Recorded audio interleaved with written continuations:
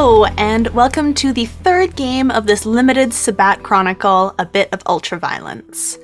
As a warning, this is an adult game dealing with dark and potentially triggering subject matter.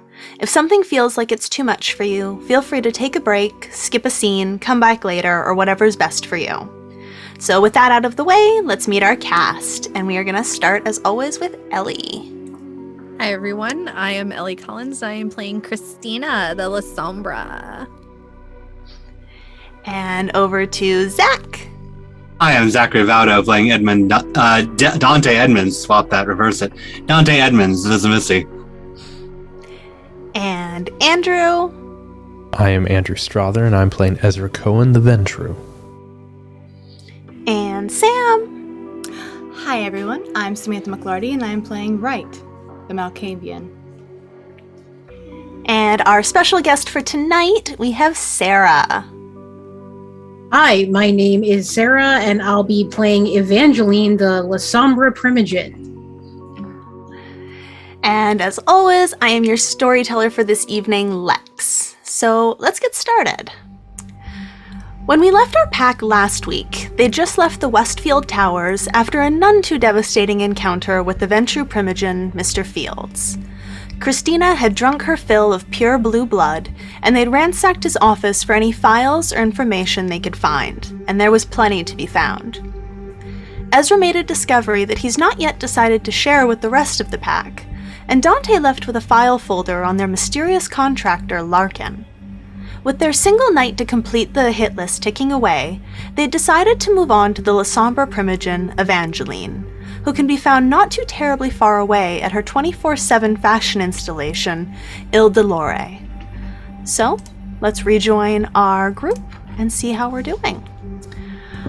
Are we stealing another car? Do we still have our getaway car? What are we doing? We still have our getaway car if we I want. put so much work into the floorboards. They're Can't fabulous. abandon it now. I mean, we could steal another car, but somebody slashed all the fucking tires on the nice ones underneath, so... Oh, who did that? Unfortunate. I wonder who did that. I was hangry, okay? I'm not anymore. They were all good. No worries. I like our car. I do can make too. more modifications to it if you like. No, I think we're good. Okay, let's go. Okay. And getting in the car, who was it that kept the list? Ezra. So, Ezra, where are we going? Let's see, I'm looking down the list. It looks like we're looking for Lasombra tasty. You know, very excited about this one. Looking for Lasombra by the name of Evangeline. And I'm scanning down the list. Does it say specifically what part of town she could be found in, or did we find information in Mr. Fields' little cache? It does say that you can find her on the hit list. It says that she's at Il Doloro. I forget how to pronounce it already. Il Doloro. I don't really know how to pronounce it, but I know that place. excellent. You can Oh, you navigate, do? which Okay, should keep you guide from modifying things for a little bit. Don't be Okay. rude, Ezra. Good point. I like his Good point. modifications. I will say it might behoove us for a little bit of modification once we're there. Maybe. You'll all love it there, I 10 promise. and 2. Not paying attention. So I'm just gonna drive us there, but par for the course, stopping about 2 blocks away. Are we driving good, or are we driving like Christina still? Let's check. Considering I have, what are my dots in this? If I recall, Not. not many. So, oh yeah, I'm at 0 hunger though, so we're good. Yep. That's a 1. So So are I'm you still driving like Christina? All right. Are you trying to drive? I guess I should ask. Are you trying to drive legally, or are you trying to drive fun? You'll still be doing it with only one success. It's just a matter of which way we're doing it. trying to do it legally because post Diablerie, she's got that little bit of bliss haze. So she's trying to drive well. Okay. So Christina's not driving very well. It doesn't seem like she's having quite as much of a good time with her bad driving as she was before the towers, but it's still a harrowing experience. The city suffers from an unfortunate abundance of roundabouts, and Christina doesn't really seem to care how roundabouts work. Some of them you go left, one of them is flat, so she just goes straight through the middle. It is a fun time. It wouldn't take you long to get there, though. And Dante, you know this area pretty well. And like as we're coming up on it, I'll just go, there's better parking over that way. What kind of parking, Dante? Oh, it's on the street. It's much more available. Available, but is it conspicuous? It's less monitored than the garage. There we go. That's what I need. And I'll park where Dante points me to. So there is street parking available. It's metered parking, though. I've got change in the console, I'm sure. They were college boys. Are we caring about this? There is always that question. Could just Wait, it's the break middle of the it. night. Are they even checking meters? I don't know. Are you gonna get out and read the meter? No, like, I don't know if this is like a regional thing. A lot of places here, it's like they only, like, they have a sign that says, like... Until 11. Yeah, until 11. It's and the then same after here, 11, but there's nothing. some places are 24/7, and some places are only till 6 or 10 or what Okay, have I'm just you. gonna So the grab a real handful of question change is, out of the car and just... Christina doesn't know what money is. She's just putting a bunch of change in and watching that fun number go up. so Christina pops probably $26 worth of change in here, which buys you 90 minutes in downtown. Mm-hmm. The streets around this area are not as abandoned as they were around Mr. Field's area. You have definitely left the 9-to-5 business center and entered more of the late night clubby kind of area. It's not exactly pumping, but it's no longer empty. I would say that Ezra's eyes kind of light up slightly if you happen to be looking at him at the side of this. What sort of clubs or venues are on the street? There's quite a few around here. There appear to be bars. Nothing especially sketchy. You're not in a bad part of town. You've reached sort of the fun bad part of town. This is where people come to have a few too many drinks, not where they come to get shanked after a few too many drinks. There's a couple 24-hour tattoo places that are open, but it's not coffee house central. Is there any place that seems to be exuding the sounds of live music? Definitely. Yeah, there's a couple clubs around that have a live band. There's one right near you guys that appears to have a kind of a rock and roll emo thing going on, and a little further down you can hear sort of a punk sound coming out from what appears to go down a little. But the majority of the crowd are heading further into this area. So I kind of, as Christina's taking her time putting the coins in, I kind of start tapping my foot a little impatiently and kind of glancing down the street. I'm like, we're not in a rush. And I'm kind of looking at Right. Do you think we got time for a detour, a quick detour? Yeah, let's do that, because How long? I kind of dig it. How far are we from sunrise? A convenient amount of time. Okay. The best answer. Right, The just sun is not going to come up on you guys while you're fucking around here. Well, no, Christina's probably, as Ezra's getting impatient, she's starting to do the math in her head that they have more people, but like they probably have more people than they have time, but she's like, fucking, I can't convince a venture to not do venture shit. So, all right, let's go. Plus, you do know that when Did you put Larkin... enough in the box? Do you want to put a few more in there, or are you happy with the number that you pulled up? Ezra, come on. No, it's a does it genuine question. I'm not trying to matter? be rude. No, like I want to make sure that she is content before we move on. I'm being considerate. Well, that's I'm being polite. friendly. So if you're good, that's all I'm Yeah. doing. I'm just checking to make I sure totally you're good. ship you Good. two already. It's great. So long as I can join two later. It's fine. Oh yeah, honey, of course. And Dante. Dante has drifted over to one of like the tattoo shops already. He's looking in. He's like just sort of outside looking it over. Look, all I'm saying is it won't take more than a second, and it could be helpful. Getting a little peckish, you know, but this is my thing. And I kind of start heading down the street doing that kind of sideways, like, are we walking together thing? And Christina will follow. And Wright is just right along, like she is looping her arm around Dante's as they're going past and just continuing just... Oh, okay. Are you heading down into sort of the emo sound, or are you heading towards the more punk sound? Kind of towards that more punk sound, looking for, if I can, like a back alley or someplace where a band would load in for a show. Oh, totally.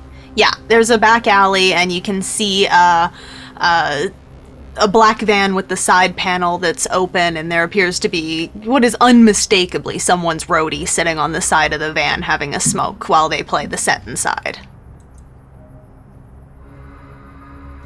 And I just kind of walk up and pull out a pack of cigarettes and just kind of like offer it to the roadie and be like, hey, long day. Ugh, fucking tell me about it. And he takes one of the cigarettes from you and he lights it with the butt of his other cigarette and flicks it aside and starts smoking the one you just gave him. Man, you know what's driving me crazy about these fucking bands, man? Like, they all think they're the shit, right? And I'm not gonna, I'm not trying to like blow smoke up your ass, but like, I mean, you or me could, you hear that and I kind of like listen for a second, like, you and me could do that shit, right? I mean, I'm sure. Totally, yeah, shit. I'm a drummer. Oh, fuck yeah, bro, that's awesome. That's great. No, What do you play? Guitar, little lead vocals, but on the side, my days kind of past me, if you know, but and I'm glancing around. Is there anyone around? No one down this alley. Like, there are still a few people moving along the main street where you guys came down from, but no one is paying this random nobody that much attention. And so if there's room, I would just like kind of like sit down next to him, like kind of get comfortable, but again, casually maintaining eye contact to try and kind of mesmerize him in a bit. Just be like, drums, yeah? What sort of... I mean, you play this kind of music? Is this your thing? Oh, fuck no, man. I have talent. Hell yeah. What do you like to do? I kind of do like a more rock and roll, like, I really have this fantasy of like an all-girl band where I'm like the drummer for it, like this hot reverse gender thing, Fucking hey, man. I just kind of like rest my hand on his leg. I'm like, that's freaking great, man. No one's doing shit like that. Like, that's unique. I mean, you got something. And like the whole time I'm doing this, I'm just like slowly like moving in very, very like late 90s pickup artist, whatever that show was, like crap, right? Like I'm the Kino escalate my way into this interaction. And he, for a second, when you put your hand on his leg, he kind of looks like he's like, maybe not, but he's totally drawn in by you're complimenting him and you're mesmerizing him, and he's like, yeah, okay, Friday night's a night for experimentation. Dude, yeah, I mean, I feel like we're vibing, I feel like you've got the beat, if you know what I mean, and I'm just gonna kind of Totally. keep this ongoing dialogue, and I'm just gonna like slowly, until I have to like break eye contact, go in and just go for a bite and go for a feed. Yeah. Go ahead and roll. How do you want to go about it? Are you just gonna try to grab him? Do you want him like sitting still for it? Yeah, Because you have I eye think, contact. You could dominate him to like sit and shut up. and I think that's 100% what I'm doing. I'm just and I just say, almost similar to what I think I said to Mr. Fields earlier. I just say, let it happen. And he I'm does. going for And for everyone else watching, he definitely decides to just like let this happen. Like, he definitely kind of, like, leans back against the door of the van and is like, yeah, okay, this is hot. Oh, he's good. He's taking forever. Oh, no. This is there's an art form It's a process. to their specific... Yeah, my art form Googly is googly. I go into the bathroom, find the woo girl, and take her in a The stall. what girl? Not that hard. A woo girl. What's a You woo don't know girl? a woo girl? You know, when they No. get too drunk and they're like, woo! Oh, those girls. Yeah, no, I just eat Yeah, you other just ones go like in the us. bathroom and she goes, oh my god, your makeup's so good. And I go, I know. And I pull her into the bathroom and that. It's not And I that ju- hard. I just like stop for a second. I look back. I'm like, I'm trying to just for one second. Oh, I'm sorry, Mr. Artiste. We're ruining the mood. Let him have his process. It's his own special moment. If You it's got your yours adventure to make a already, wank longer than it Christina. should be. And you might notice, you might not, but my foot is still tapping. And if you were like super in tune with some sort of crazy thing, it would actually be in time to the beat of this dude's heart, as I'm like taking the blood. Are you going to kill him? Do you just want to feed one, No, two? no. What's I'm your just plan I'm here? just gonna feed. I'm just gonna feed one. Like it's like a gentle thing. I'm not looking to destroy anybody here yet. Yeah. And then yeah. And so I kind of stop, wipe my mouth, just kind of like run a little bit like down his neck on the side there, and like make a little anarch symbol, the circle, in blood. And I toss him the pack of cigarettes. I'm like, it's a fucking great idea, man. Like you should make that happen. You got something. Yeah. Do you want to start a band? And I look back at everyone. I'm like, fucking stuck with one already, man. Not making that mistake twice. And I kind of turn around and walk away. Cool. That guy was so cool.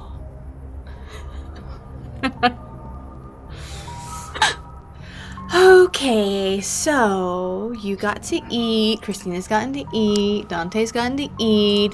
Are we ready to go eat a Lasombra now? I'm always ready to eat Lasombra. Phrasing. I bet you are. Let's go. My god, you take forever.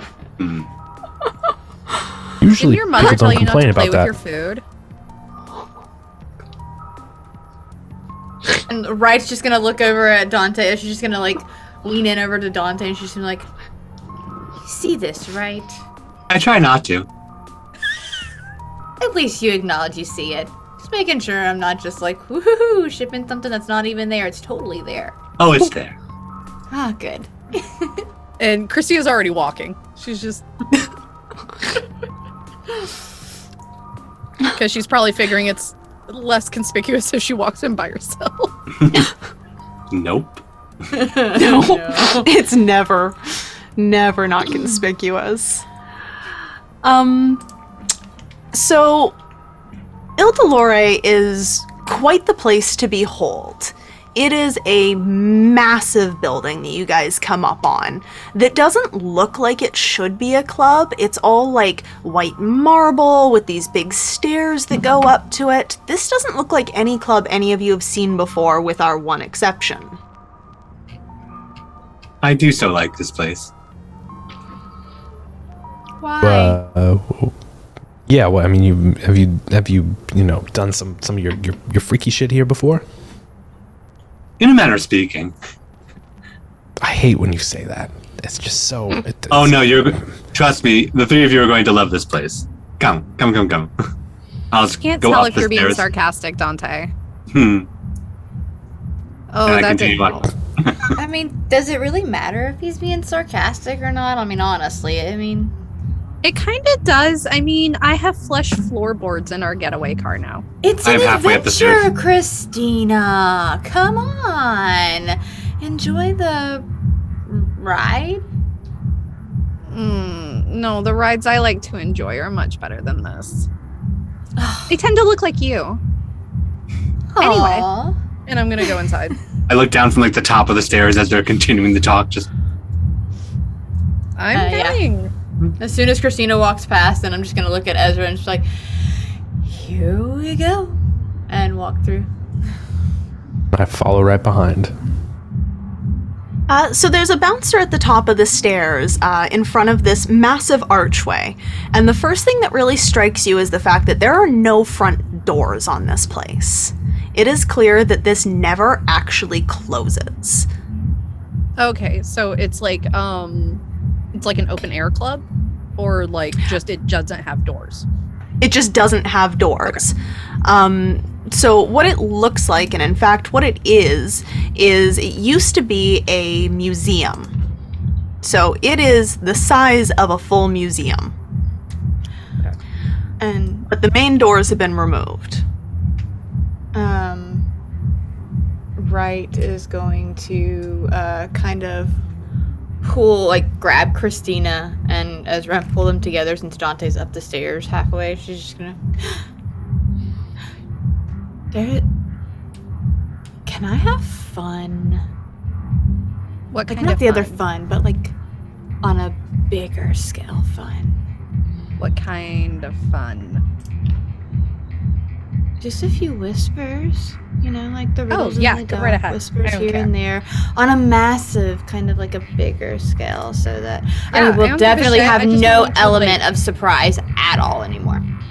I just don't want a fucking blade blood rave happening, but do whatever you want. Oh, that might happen though. Make it look like they meant to do it. I can't make promises that I don't really make promises that I can't keep so much. All right, you get caught. I don't know you. Okay. Okay. Bye. Bye.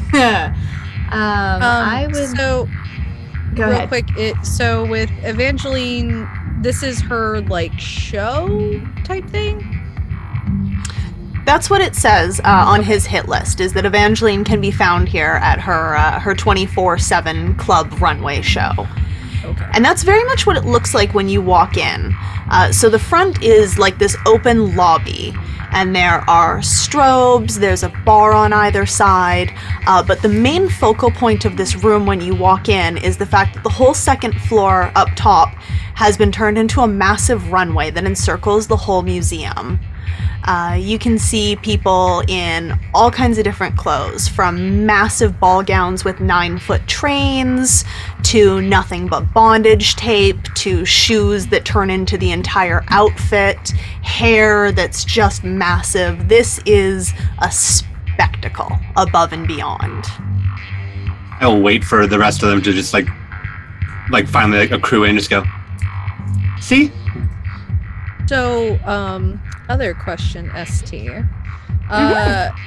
Would Evangeline then be considered famous, or does this appear to be under a pseudonym? The place itself would definitely be famous. Evangeline, would you be known under a pseudonym here, or would you have had your name attached to this place? I'll leave that up to you. Her name would be attached to it, especially Evangeline the Empress. Oh. Wonderful. Okay. Is she clearly somewhere, how they normally sit hosts in a specific place? Or would it be we would need to look for her? You probably wouldn't spot her right off the bat in here, just because there are so many people and you can see lots and lots of different rooms from where you are, because being a museum, this has rooms and wings and sections. Though once you guys have been here for a minute, we'll let Evangeline decide if she will probably be making a grand entrance at, the stroke of midnight. So Christina then is going to duck into the bathroom and take the knife out of her boot, cut her hoodie off to be a right at the breastline crop top, and cut a few holes in her leggings, essentially just make her look more fashionable instead of I got called to kill a bunch of people in the middle of the night. In my bright pink hoodie. But she's made her look a bit more fashionable to blend in a bit better, and comes back out. There's another girl in the bathroom, a very, very tall, very, very slim woman who sees you do this, and she's like, I love it. Live action fashion is the thing of now. Right? Right? I've been trying to tell my sister that. She, like, won't listen to me at all with it. Like... Sisters steal our beauty. Right. My sister still thinks shopping at Kohl's is reasonable. Like I'm gonna listen to her. Come on. What's a Kohl's? Right? It's like where moms shop. Ugh. What's a mom? Oh, you got the good shit. Yeah. Did you want some? Yes, please. And so she pops a little pill bottle beside her and puts a little tab on her tongue that has a unicorn on it. And I'm gonna put up my pinky for one. And she puts a tab on your pinky. Fake puts it on the tongue and just, oh my god. That hits quick. No moms, no sisters, just party. No. Fuck yeah. You have a good night. You too. And you head back out. And I'm going to come back out, keeping the unicorn thing kind of tucked into my hand. I'm going to hold on to it for now. Sure. And of course, it's not going to melt on your finger because you don't have any of the stuff that would make that work. No warmth, no moisture. It just holds. It's great. As soon as Right comes back out, or not Right, shit, me, I'm right. You're right. Did you take the unicorn tab? I totally did. No, I've as soon done as that before. Christina comes back out, Right will just be like, okay, so remember you said it's okay. What's okay? Okay. Storyteller, is there like a PA or an intercom system, microphone, something that... Well, there's music playing through this whole place. Are you looking specifically for like a DJ booth or something where you could interact with the music system? Not necessarily the music system. I need a microphone. There's a DJ booth that would stand to reason there'd be a microphone up right. there. And for the sake of the scene, Christina, you're far enough away from the speakers that you're not fucking with it unless you choose to get close. Oh and yeah, start no, fucking I've with stuff. intentionally stayed as far away from the speakers as possible. Perfect. And yeah, as soon as I see that, I'm just gonna look at. I'm gonna just ears. Close your ears a little bit. Look, yeah, there you go. Oh dear, what is she doing? Yeah, I'll be back. Close your ears, And, Dante.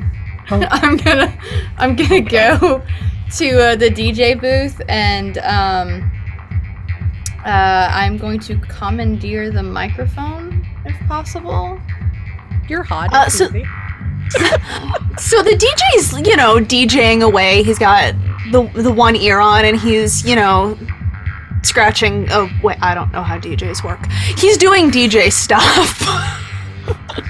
He has an iPod. That's what he's using. I don't know. How much I love you. I don't know how this works. I see Jay does it. He does it with his computer. I don't know. So he's DJing away when you come up, and he's like, "Oh, sorry, babe. Back on the floor. No one comes up here." Please. Yeah. Just for just a second. Just 1 second. I just need that for like 1 second. Yeah. No, sweetie. You're wicked hot. okay. Back on the floor. Okay. I'm just gonna need you to forget that I'm here for a moment. Gonna forgetful mind. Perfect. You don't have to roll. He's human. Okay, cool. And I'm just gonna take the microphone. And he looks confused. Like he was like, "Wasn't I just talking to someone?" And I'm going to, if I can, kill the music as I'm walking, like with the microphone. Like I'm taking the microphone and killing the music. And I'm going to use irresistible voice. Okay. With whispers and reason. And essentially what I'm going to be doing is It's going to make anybody that's, because I'm using it specifically for all the mortals, to have a psychotic break as I'm talking. All right. So you'll successfully kill the music here, but it's Okay. very clear that this is not going to kill the music to the whole Right. place. This place is massive. There are multiple DJs. It's not even going to reach this whole lobby, but you're definitely going to get a solid number of people with this. And I'm going to use irresistible voice to do that. I made it. I succeeded on my rouse check, and essentially when I start speaking into it or whatever, any humans, I mean, they can make a check if they want to. It's up to you. But they'll start having psychotic breaks and just losing their shit. And essentially, Roll a I'm just gonna chance be die like- and okay, see how these people are doing. She's just gonna be like, isn't it funny how killer this place is? Like, so killer. It's almost a bloodbath, like, really deep in your soul. Can't you feel it? So, as you're saying this, and it starts spreading through the crowd. Those of you who are standing back can see it move almost like a wave as it comes out of these speakers and across this particular section of the floor. And people who were just casually dancing, casually talking, just kind of turn on each other with this sudden animal intensity. And she's just And like, the don't first- you just want to tear your skin off? Like, just take it all off already. And Christina, you see her first and foremost, your very tall, slender friend, who already seemed like she wasn't in the best brain space when you met her, is like, Right. I do! It just stifles me! And she just starts digging her nails into her throat, trying to rip this skin off. And it spreads like a wildfire, but a surprisingly contained wildfire, as it moves across probably about 100 people, which is a lot, unless you're in a room like this. The bouncers don't For seem to be attention. reacting. Go ahead. I think it's near this point when Evangeline is entering, probably on the second floor where the runway is. So Evangeline emerges from some private room on the second floor and goes out toward the runway. She's very tall, like 6 feet tall. She's got like straight ash blonde hair, some dark eye makeup, but like very clean skin, not a lot of accessories, in this black turtleneck, super cinched in at the waist, a leather pencil skirt, black Dior stockings, and some stiletto heels. And she's walking out, and behind her is a much shorter man, bald, in sort of a linen suit, and is sort of just like scurrying behind her. And she is like basically dictating to this guy behind her, and she says, have them return the fabric samples.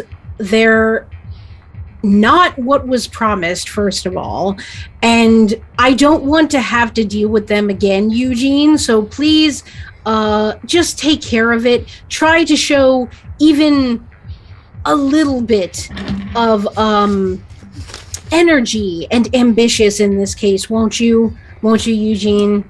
You stupid Yes, Empress. piece of shit. Yes, Empress. Yes, please say it again. I'd knock you over right here if I didn't know you would like it so much. You're fucking disgusting. And she turns around and she looks up on the runway at the people, the models walking in the show, and she is kind of like just crossing her arms, looking at it there. And I would like to turn on awe. Absolutely. So as you walk out and make this announcement, I don't believe you... Is there a roll to activate awe, or is it just automatic? It's free. It's free. It's just automatic. I Perfect. feel like at this point, right as singing the song from Willy Wonka and the Chocolate Factory, the one where they're like going There's in the no tunnel. earthly way of Yep. knowing. So you come out and you activate awe, and this is not an unusual occurrence for you in the club. The people who work here know what it feels like when the Empress makes her presence known. So not only does this wave of awe wash over the room, but the club itself, the lights turn to her, the catwalk lights dim, the models turn to face her in a moment of instant stop. The Empress has arrived. Welcome, everyone, of course. I hope everyone's having a lovely time. We have some new pieces on show in the runway tonight. Alexander McQueen inspired, of course. Him and I are good friends, obviously. And I just want everyone to really take it in, to understand that style and substance are one in the same. That there is no line. It is simply a blur of gray. It is a concept cloaked in shadow. It is absurd. It is intellectual. It is fashion. And it is pleasure, most of all. And she gives like a big smile at that. And then she's going to, at that point, kind of give like a short little bow and then sit right next to the runway, like so she can be right there in front as the models are walking down the catwalk. And as the Empress takes her seat, the catwalk lights come back up and the models resume walking.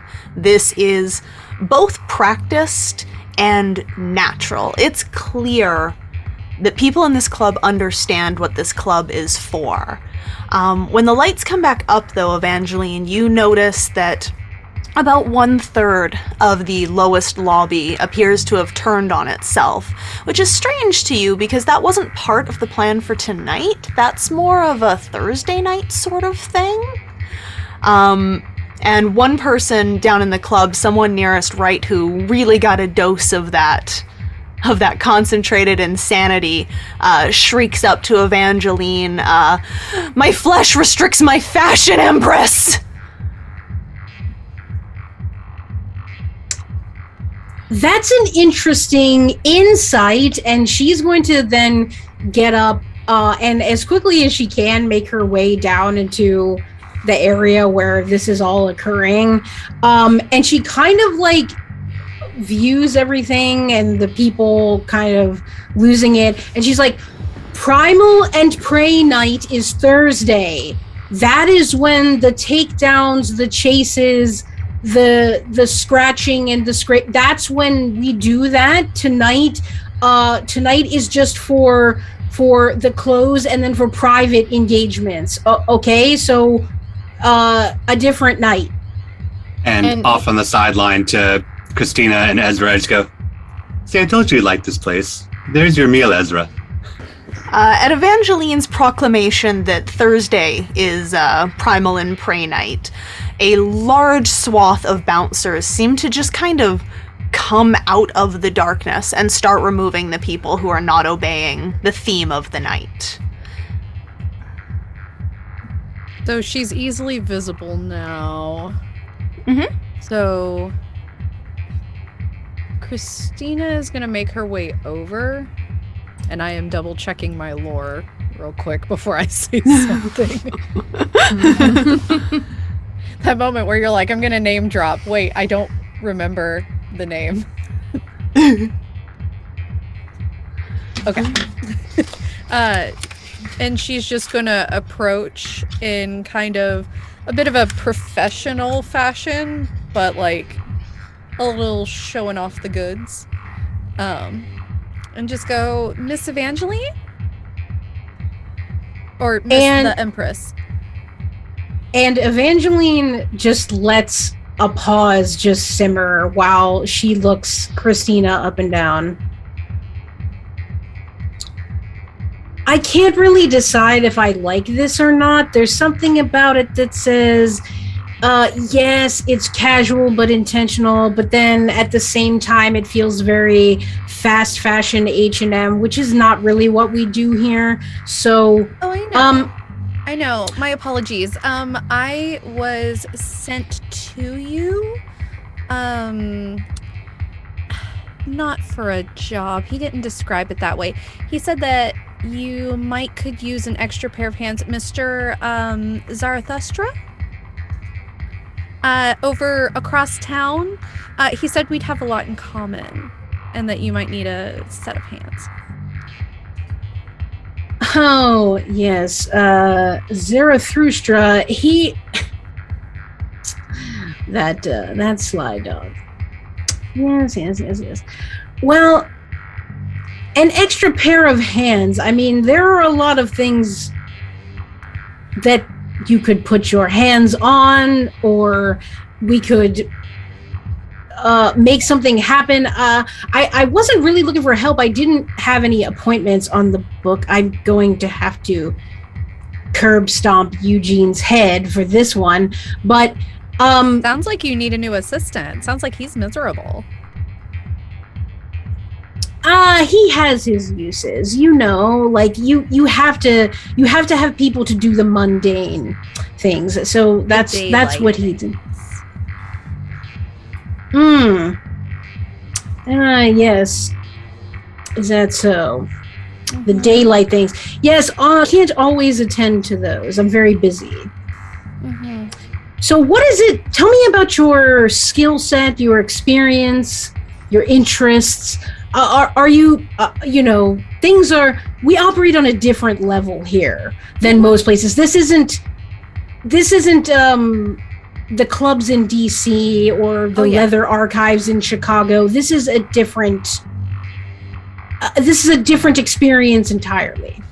Yeah, no, I was told the kind of things we had in common make me very uniquely suited to assist you, or that I'm new in town, and so I was pointed your way because we have so much in common. Storyteller, while this is going on, I'm going to lean over to Ezra and just go, she's taking your spot. No, I mean, here's the thing you gotta learn. You don't always have to be the front man to finish the set strong, if you know what I mean. So let her take point for a minute. Someone's got to be the opening act. Fine by me. I just hate for her to show you up again. Again. You're cute. Not really. Not at all. But figuratively, this is difficult. And I just kind of like scoot over a little bit. Closer or further away? Oh, further away. Just had to be sure. But she's really putting the mustard on the phrase "things in common" to not go, yes, am Lasombra too. And Evangeline, you're no dummy. You're kind of getting what she's putting down, though it's not the first time someone has come to you making this "we have so much in common" speech. I do want to add that I have a specialty towards popular girls. So yes, of course. And the Empress is infinitely popular. That's why I checked. Indeed. So Evangeline gives like a quizzical look and an eyebrow raise for a minute and is like, you like the darkness and the shadows, do you? Oh, very much. Very much. It's like we're practically the same person. Oh, I very much doubt that, darling. But you could help me, perhaps. You may have some abilities that others might not. So put that to work at Il Dolore. And you're okay with doing certain things, having certain experiences in the eyes of the public or of an audience. Oh, So to speak. extremely. An audience is even better. Yes, that would be suited well. Eugene. I don't know where he went or what he was doing, but It takes a second, but he is attuned to your call. And after a minute, he comes running down past the runway, not interrupting it, but stepping out of sync, causing one of the models to have to kind of take a little move around him that she looks less than thrilled about before he comes running up behind you. Yes, my Empress. I would like you to take this person's information so we can get her on the books maybe for the next show. That would Of be course. wonderful, thank you. It's really hard being new in town. Yes, where did you come from? So, wild story. So, like, I'm originally from Oklahoma, but then I had to move to Michigan because I had this stupid boyfriend and he followed me everywhere. So I went to Michigan because who the fuck wants to go to The Michigan? Midwest. Right. So then I met this super hot chick who's up in Ontario, and I went up there and it's cold as shit. Can't stand it. So I decided, let's go completely the opposite. Went down to Florida, but that's too much meth. And then I wound up here. I mean, yes, the city isn't as big or as well known as I'd like it to be for the sake of my installation, but certainly better than the swamps, I suppose. Yeah, Tampa was kind of a lot. Yeah. Sickening, honestly. Ugh. Now, have you walked the runway before? I have, yes.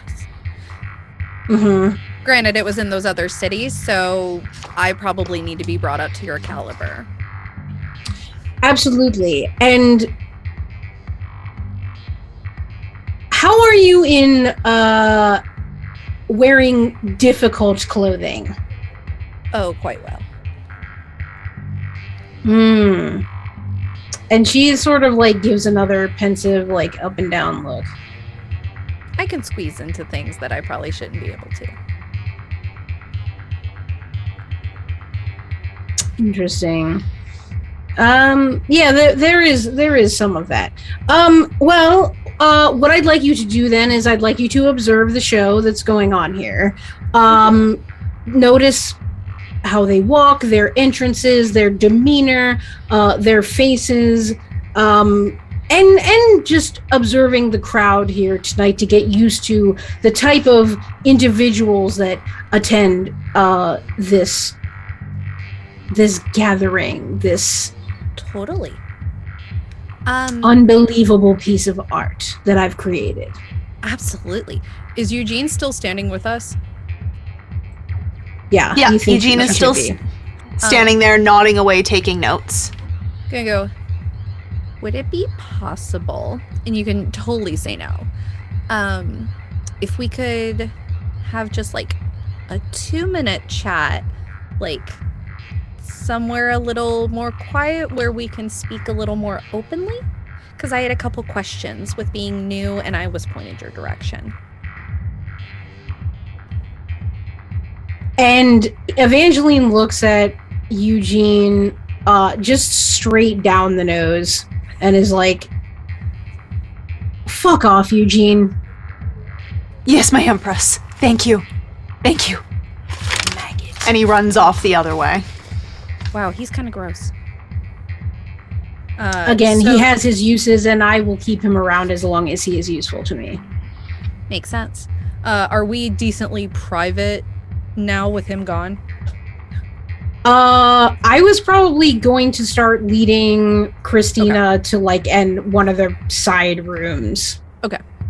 Yeah, you guys were definitely still down on the floor where the bouncers were coming in and out and taking these people who were shredding their skin off themselves and off each other. This has just been going on around you while you've been having this conversation.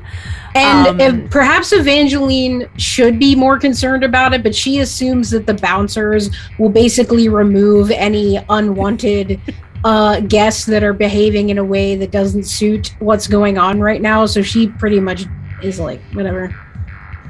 Just lean over towards Ezra as they walk away and go, oh, there she goes. And the more that the bouncers are removing, Rita's still up there using it, so everybody there's not going to be anybody left. That'll benefit us. There does not seem to be for quite some time a shortage of people. Those who are being removed are being replaced just as quickly. Good.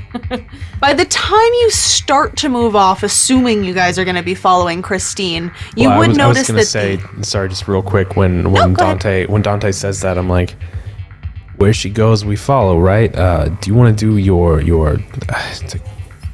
the thing where you disappear and it's really creepy and you make that weird noise when you go down in the ground? Like, do you want to do that? Because I'm going this way. Feel free to follow, but you can also do your squelchy thing too. I'll follow. This place has a funny feeling to it. All right, well, come along, and I want to follow them, but I don't want to be like in lockstep behind them, right? I do just kind of want to like drift along a little bit, kind of letting Christina do her thing from a distance. I'll just continue to talk to Ezra like, this place has a funny feel to it. I'm not in the mood for those sensations tonight. You'll see as we go through it. I'm just going to wave at Wright as we continue to walk. She's just gonna and keep singing. All right. So as you two start following Christina, you're not exactly accosted, but you're not exactly not accosted. As you're following behind her, there are men and women pressing up against you, dancing near you, at you, and then moving back off.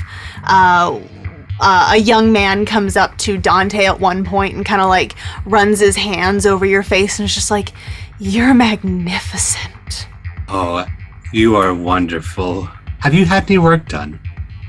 Of course. We'll catch up later. Let's tap him on the nose and continue to walk. You're muted. As Dante turns away, I catch that guy's gaze and I'm just like, go wash your fucking hands. And I like compel him to go wash his hands because this shit creeps me out. For 20 seconds. Sing That's rude, Ezra. You're lucky I'm not there. Cleanliness is next to kink. I don't know. Cleanliness. Storyteller, how many similar like community people do we run into through this crowd? Which community are you referring to? The body mod community or Yes. the nightlife style community? The intersection. The intersection, there's a large intersection. You definitely catch that. You're not exactly looking for them, so you're not like spotting vampire, but you can tell when someone's not quite breathing the way they should be when they stand in one place for too long. But it's not overrun. This is not a kindred place. Right. It's just somewhere that they're also welcome. Okay. So I'll just continue through anybody that's in the body mod community that continues. I'll just, same sort of interaction as we're just continuing through. Dante's finally in his element for a second. And it matches, and there are lots of people who definitely make comments, flash thumbs up, people, stick out bisected tongues at him, all kinds of stuff. And then an older man who has just metal all over his face comes up to Ezra and is like, "You don't match here."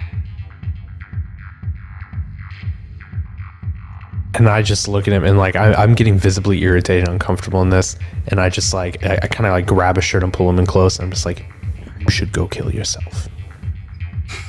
And I terminal to decree him, just like, and anyone that's coming near me, I'm like casually like, "Go away from me, walk away from me, leave me." And the people who really irritate me are getting escalating the words of like self-harm or like self-destruction because I just want them to fuck away from me. And a lot of them walk off to do that. The man with all the metal in his face, when you tell him, you should just go kill yourself. He's like, the ultimate modification. And like he genuinely, does he seem like, is that like a mesmerized response, or does he genuinely seem like, oh, like he's onto something? Like, is there some part of him that is connected? There's some part of him that this has spoken to his soul. The ultimate modification would be the stopping of the heart. And that like pisses me off and even more. And I like pull him even closer. I'm like, scratch that. Don't do that. Don't ever get another piercing again. And if you get a piercing, you're going to throw up. And I just like shove him away and walk away. And this man who was into this is just like,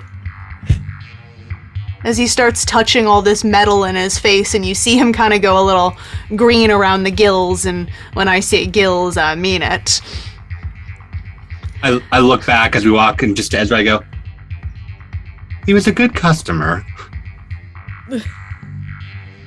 You said that this place is giving you a weird feeling. Take that and just multiply it by 1,000. Let's find. Oh no, we haven't gotten to the room with the weird feelings yet. Come this way. I'll continue to walk. Oh my god. Fuck. Right. Are you just planning to stay in this room, adding to this scenario? Yeah, for a while. My intentions are legitimately like I am having a blast. Like, I will probably chill here for a minute till I take down as much of the population of this place as possible.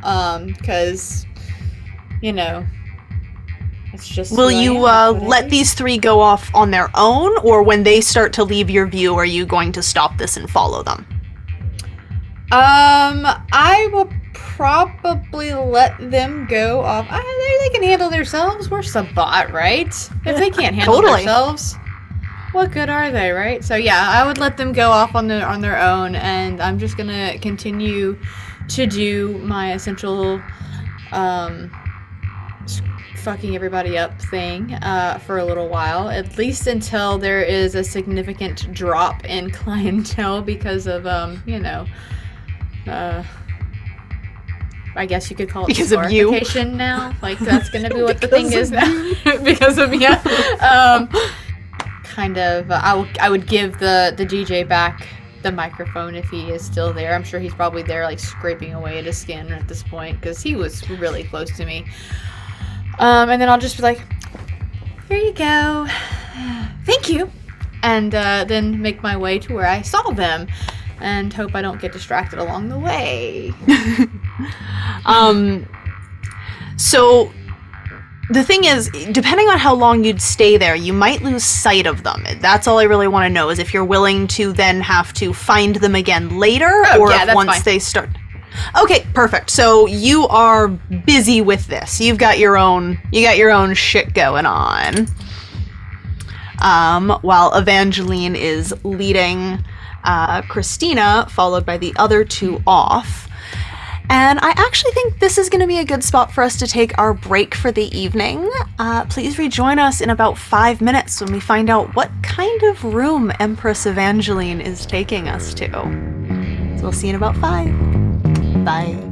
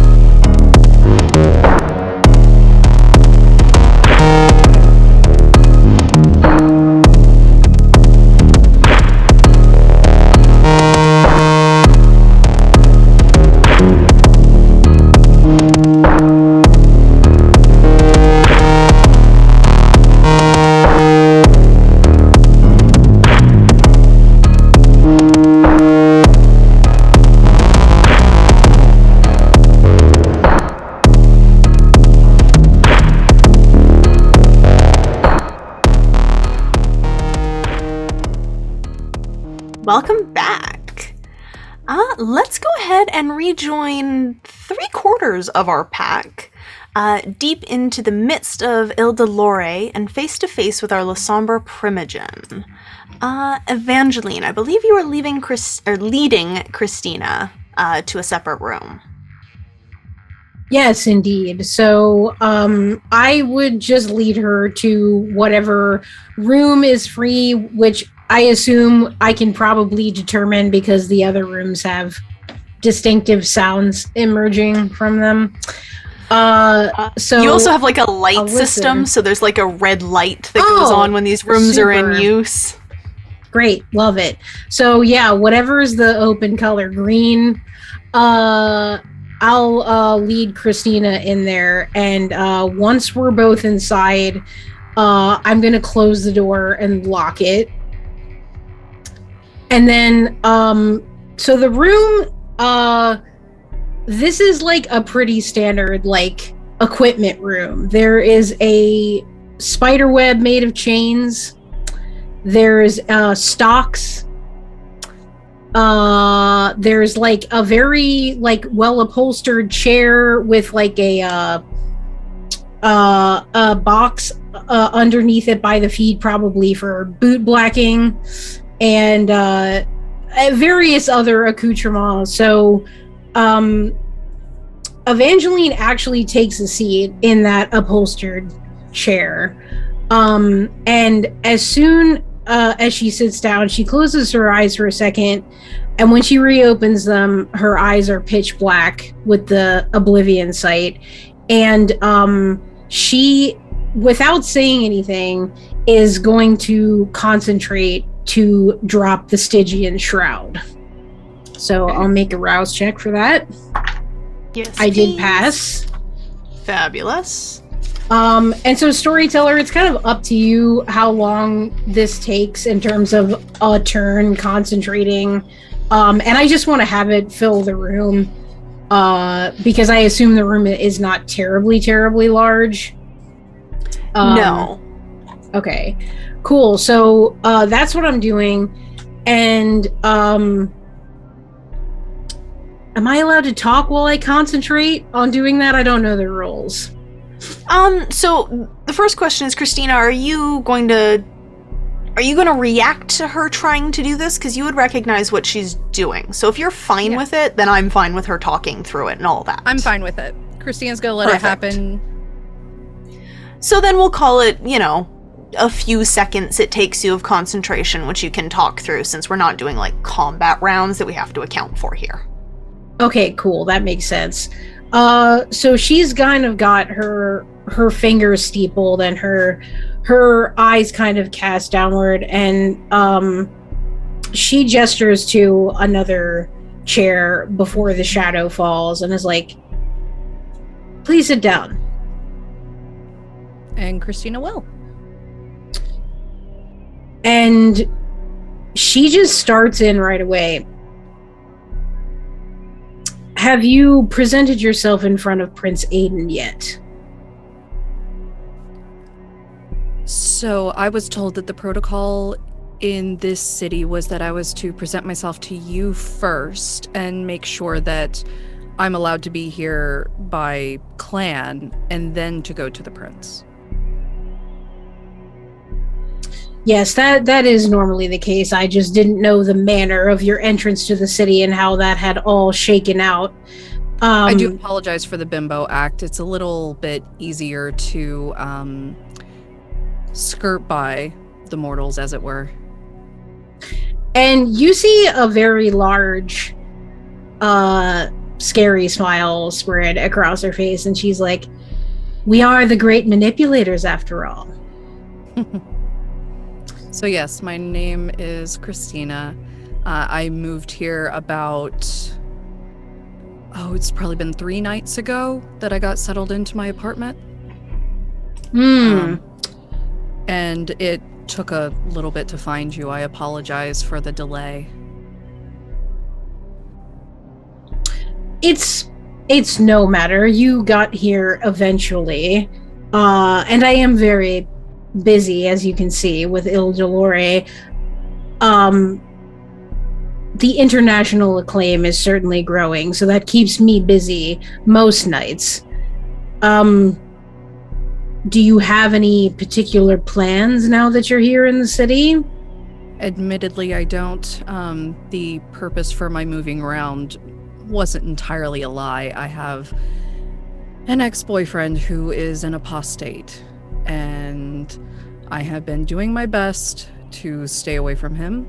Thankfully, he hasn't caught me in many months, but I've been able to get by making myself indispensable to the Primogen, as that seems to be the best way to make sure that I am not easily spotted on the streets. It seems when I'm in public, I'm the safest. Indeed, I can understand that. It's funny. We all do different things to build ourselves up, and then there are those that always want to tear us down. So I do hope you can keep your distance from that apostate. And I must admit, there is some part of me that's enthusiastic that you're here. I don't often get another member of the clan. It seems still so rare. But you know, others like us, they refuse to understand the safety that the Camarilla provides. Exactly. I wish more of our clan understood, but ran into a filthy Sabbat not too long ago, but thankfully that interaction was brief. They seem very one-dimensional and brainless, like just vapid, just full of religious zealotry. It's very silly. They believe in this fairy tale. The bimbo character. The bimbo character came off that Sabbat girl. Reappropriated it. I like that. That's very enterprising. Now, I saw you did come in with some others. Yes. Who are they? They're a couple that I met locally. They helped me find you. They're some local kindred. It seems that they were traveling through and they said, oh, the Lasombra Primogen, I think she runs this club. And I said, could you please walk me there? Because I don't know this city yet. I don't want to just wander into a club without some kind of backup, you know. They seem nice enough, but I don't really know them. Yes, I did recognize one of them actually. With the glued down eyebrows. I've seen him in the with some of the body modification crowds. I've never spoken to him, but I've seen. I do remember there was this very notable time where he put 18 gauge needle bars through his chest and then strummed himself like a harp. It was very interesting. That's very intense. Yes, it certainly impressed the regulars here at that time. So I do remember that. It was amusing. But we're also, about. Go ahead. Oh, my apologies. Also, just if it would help at all, the apostate. He's about yay tall. Blue eyes, usually has eyeliner on. His hair is kind of like tufted up in the middle. White guy, kind of scruffy. Likes to wear black. I think that's like a weird, like, I used to fuck a Lasombra thing.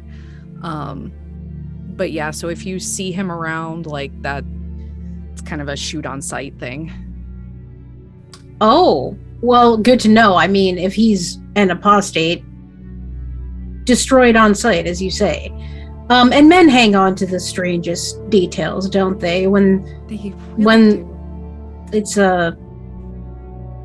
I mean, you saw Eugene. Yeah, what is his deal?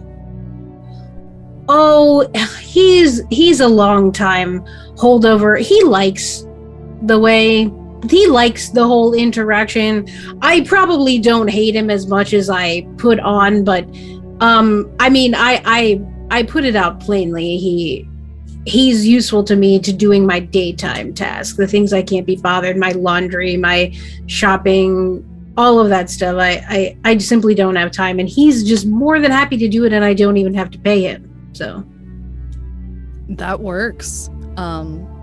So should I come here tomorrow to help out, or what is it that you need of me?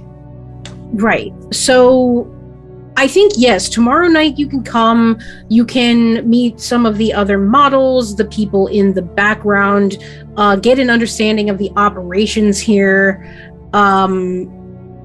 We are trying to increase our influence outside the city. The city really has so much potential, and I do feel that perhaps we're not reaching it in our current leadership, but I suppose time will tell. Oh, I'm a whiz with social media. I can help you with that. Yes, I do feel like at some points we're lacking. We have to be careful because of terms of service and things like that, and the content of what we do here. Oh, yeah. It's a minefield. Yeah, but yeah, I'll stop by tomorrow, and I'll bring I've got a laptop with a bunch of like different work on it that I used to have a ghoul carry around for me. That you could probably have Eugene go through. Might have some Yes, Eugene is. Yes, Eugene typically handles all the electronic correspondence that I need to do. But yeah, thank you so much for agreeing to see me. I'm gonna go pretend to be a bimbo and enjoy the rest of my night. Okay, do make sure you see all you can see. I'm sure there's some very interesting things, even for you. Oh, thank you. And I am going to stand, give a very formal bow, and leave. All right. Okay. So while this conversation has been occurring, Dante and Ezra, you watched Christina go into this room. What have you been doing since then? I've been watching to see, is there anyone... I'm looking for like a second in command or someone who might, be exerting her authority while she's not in the room. That's what I'm kind of trying to look for. Is it all just bouncers, or is there someone else who is kind of like providing presence when she isn't in the space? To your great surprise, it actually seems to be Eugene who keeps control of things when Evangeline is busy. Once he's no longer empressing at her, it's clear this dude has been management before, because he's backstage getting the girls moving. He's up by the bouncers making sure that we're keeping people going. He is a little bit of everywhere all at once. Does he give off that vibe more of like process manager, like somebody who's like making sure that people are where they're supposed to be at a certain time, or like he's like a upper level, ruling over people, if you will? Process manager, but clearly no one is telling him to go fuck himself. People are doing as they're told when Eugene says it. What Eugene says is a command from Evangeline that she's too busy to give them. So kind of seeing that, I want to look over at Dante and kind of give a little like nod towards Eugene and start making our way that way. And he is human, right? We get that vibe off him? Yes. Yeah, you can hear a heartbeat. You can smell his rank BO. While Ezra is walking that way, I'm walking a bit behind, but I'm actually checking out the lighting array in the club. I'm looking to see like what kind of lights are there. Are there like house lights compared to like club lights that could be kicked on, lights that can be commandeered, pointed, etc. Absolutely. So there are lights like in the ceiling and in the walls that would turn on and turn this place back into like a museum. Basically, it would illuminate this room completely. Incandescent or fluorescent? Evangeline, Which would you prefer? Because you would have had this place redone ground up. I think fluorescent lighting is like not very flattering as far as I remember, so let's go with the other one. Okay. So the other one. Okay. Good choice. I approve.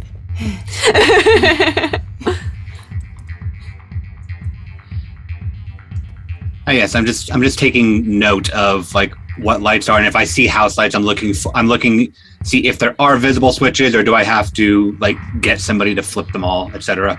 Just what can I do to remove the most number of shadows if I need to? There are switches sort of all over the place. Can I get a character sheet to see what I need from you? Let's go ahead and get a let's do wits and awareness. Okay. See what you can spot. 4 successes. 4 successes? Yes.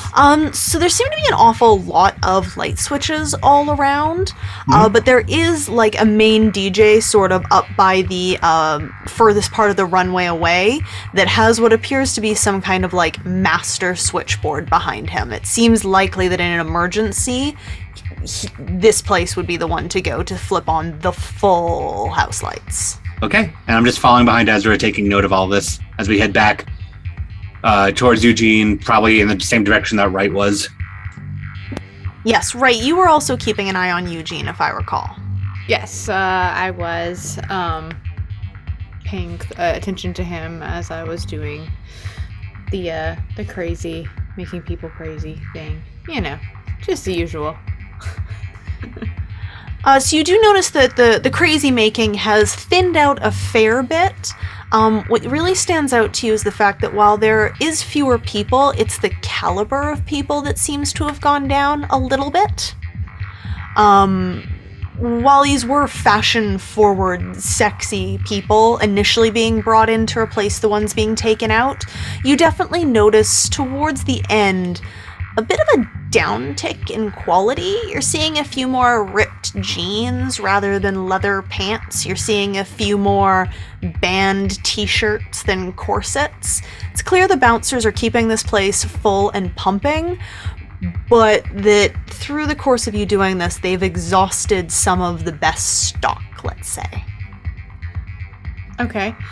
As I would like to get off of the stage or wherever I'm at the moment and start making my way through. I'm also going to go towards Eugene. I'm going to continue on with the whispers and hope that if there's any kindred around, I am going to target them as well with it, essentially. So we would have to make a roll to see who is affected.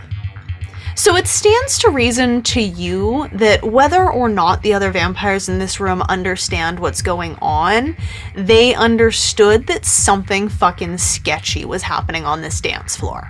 And they bounced. Oh, smart for them. Okay, then yeah, I'm gonna continue to go towards Eugene, still causing as much as I'm going through. When I get close enough, like to where he might be able to hear me, I will stop. Until I and we'll say that Ezra, were you also heading towards Eugene, or were you just keeping an eye on him? Yeah. So the two of you are gonna kind of converge on him at about the same time. So you kind of come shoulder to shoulder, and you guys can make eye contact before this man has even looked up from his paperwork. I kind of glance and give just like a give me a second on this one kind of look, like before you tell them they don't exist. I mean, I wasn't necessarily going to tell him that he doesn't exist. I was just going to rewrite his entire history a little bit. But you know what? Give it a moment might be useful. You can jump in whenever. Just give me a moment. By all means, darling. I would never want to impose. Yeah, it'd be rude. Exactly. And I kind of turn towards Eugene and just kind of give a can you describe again like what Eugene looks like what their vibe is? So Eugene was a overweight, white, middle-aged man with thinning hair. Thinning hair, and he looks like the kind of guy who used to be a bank manager, and then in the recession he got laid off, and now he's an assistant manager at like a Panera. He's got that detailed. sort of vibe. And yet you know exactly what I mean.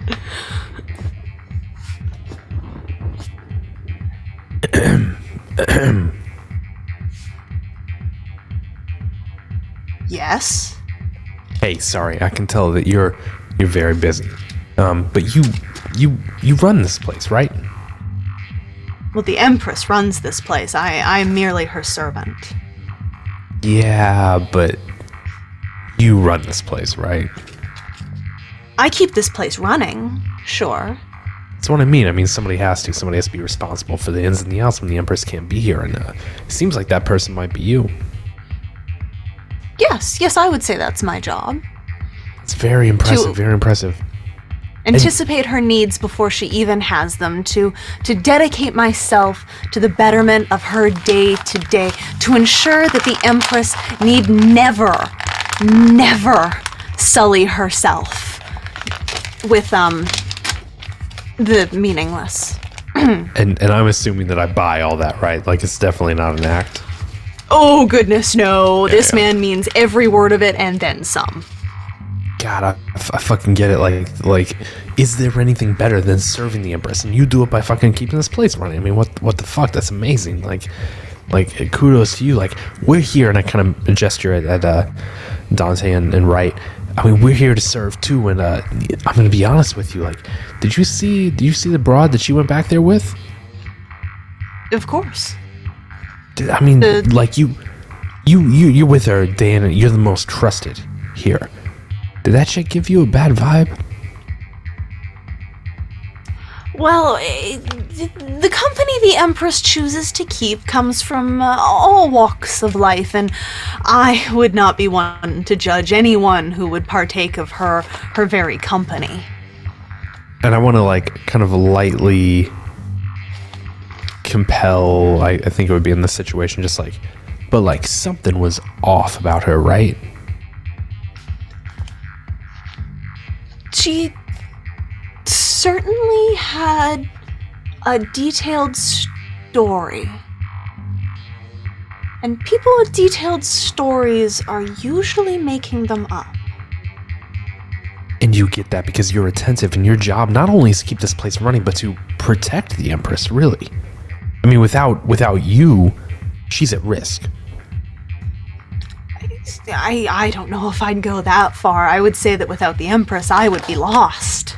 Well, sure, but someone has to care for her too, and quite frankly, I look around here, and there's only one person here doing that, you know, buddy. That's you. There are none who love the Empress the way I do. Exactly.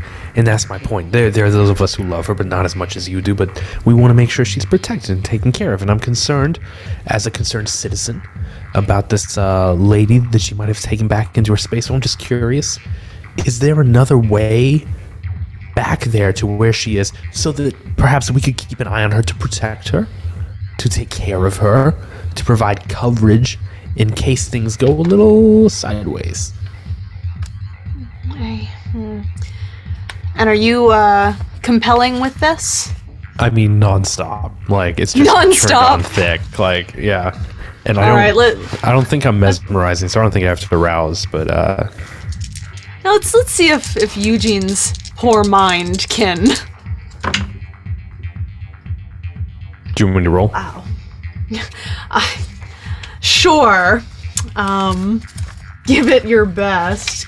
I honestly am not that worried about it. How much do you have for that? For Charisma and Dominate. Yeah, Charisma and Dominate, I'm rolling like 7 dice. You can take half if you like. Yep. I mean, I could, but I could also or you could roll them and take 6. You sure can. Yeah. Alrighty. Well, that crushes the crap out of his one. Amazing. Well, I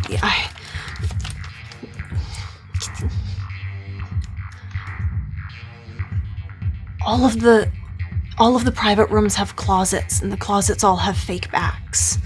We'd never have a room with only one entrance and exit.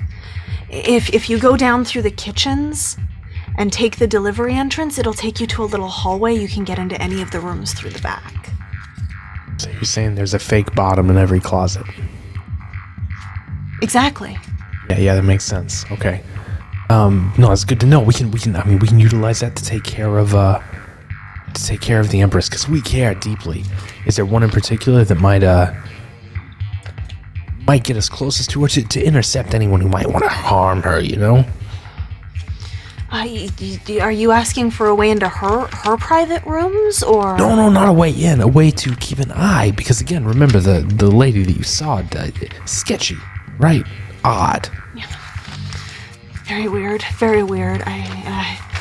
And her sweater. Yes. Do you want to follow me? I can take you. I mean, yeah, you can take me wherever you want. That's fine. I'll follow you. Okay. And he, while crumpling this paperwork and smoothing it out and crumpling this paperwork and smoothing it out, starts leading you into these back rooms. I just kind of like look at Ryde and Dante, and I'm like, Ryde's just like, and she's just gonna look over at Dante. He's killing my vibe already. Like, I had planned for that one. Like, oh well. We'll go to where we need to be, and I'll still do it. It's no problem. There's still time.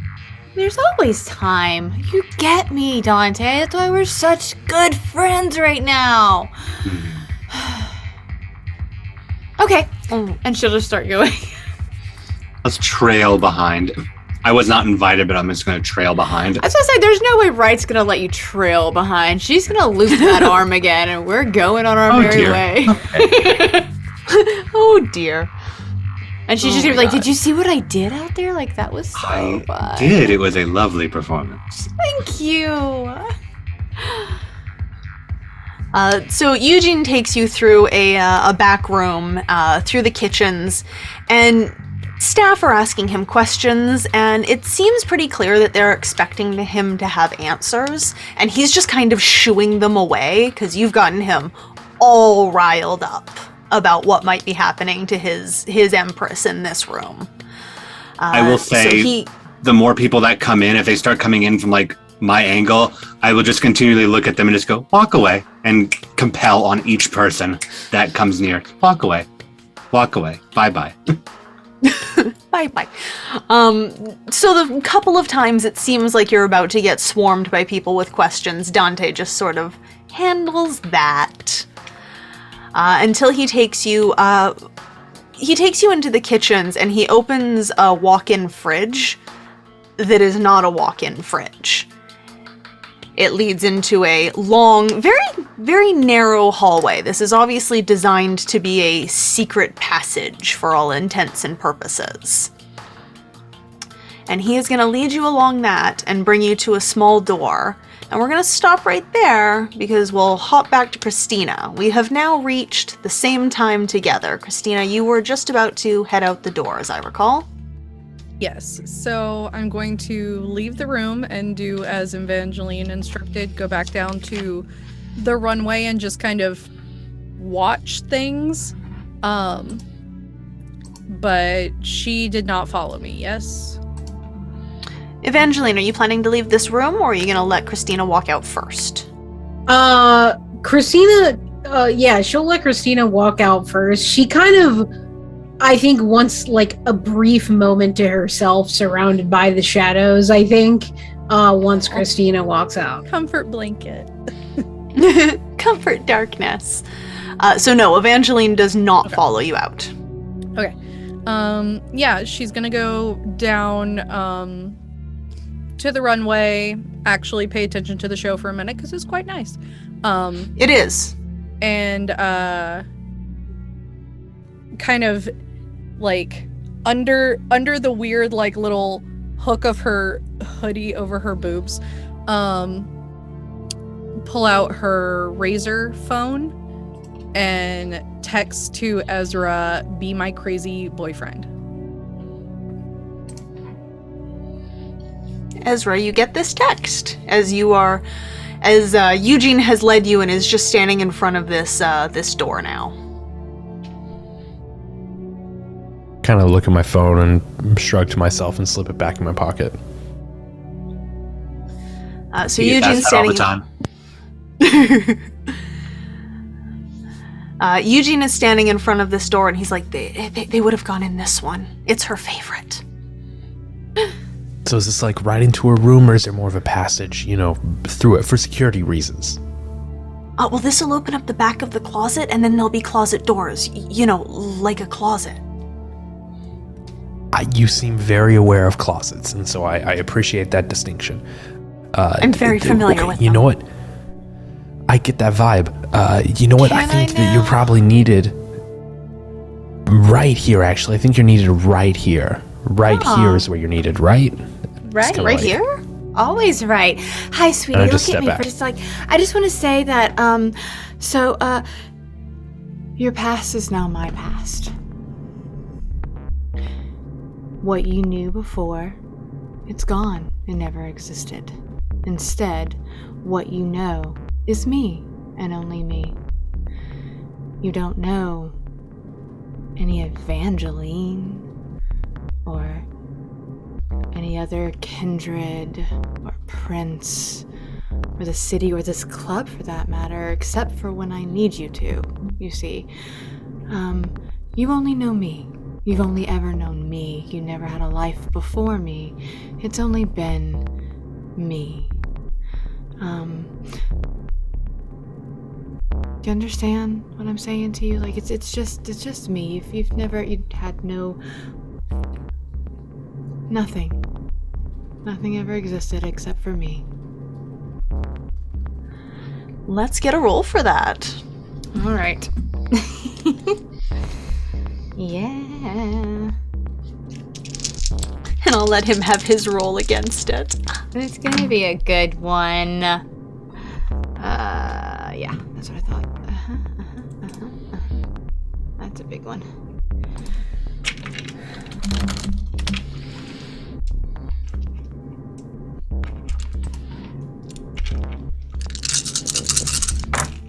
Ooh.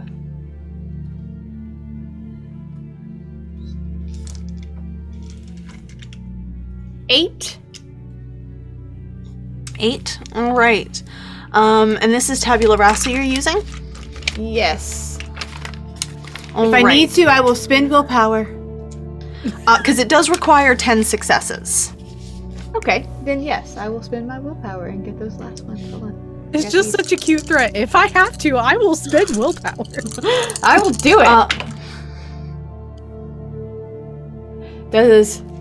Okay, so I've got 2 critical and then 1 regular, so that's perfect. So that would put you at 11. okay. So for that little hiccup there, it's gonna work, but you see him kind of falling into her gaze, and you two have seen this before. This is now starting to look a little rote to you. And as she stops talking for just a second, he kind of blinks and But I love the Empress. No. Look at me. No. There is no Empress. She never existed. It's only been me. Just you. Just me. Just you. The only one you've ever known. And he falls to his knees and wraps both of his arms around her knees. I'm gonna have to fix that part.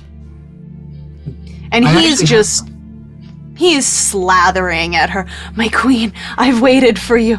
Oh, my queen, finally, you've come. Right? Oh, how I love you. Hurt me, touch me, I need you. I'm going to put my hand on his face and just say, I can maybe put a pause on this for a second, if you don't mind. Yeah, absolutely. And as he's talking, I'm just going to lift him up by the chin to face me, and I'm going to just hold his head and look right in the eyes and go, hi. I need you to turn on every single light in this building as fast as you can. I'm using compel on this broken mind. I'm just going to pinch his cheeks and let him go. And I'm just going to be like, you should do what he tells you to do because I said to do it too. That's what she wants. I'll do it. I That's do. What she wants. Yeah. All and he the just kind of lights. drops the paperwork and yes, this is Fast what now. she wants from me. Fast now.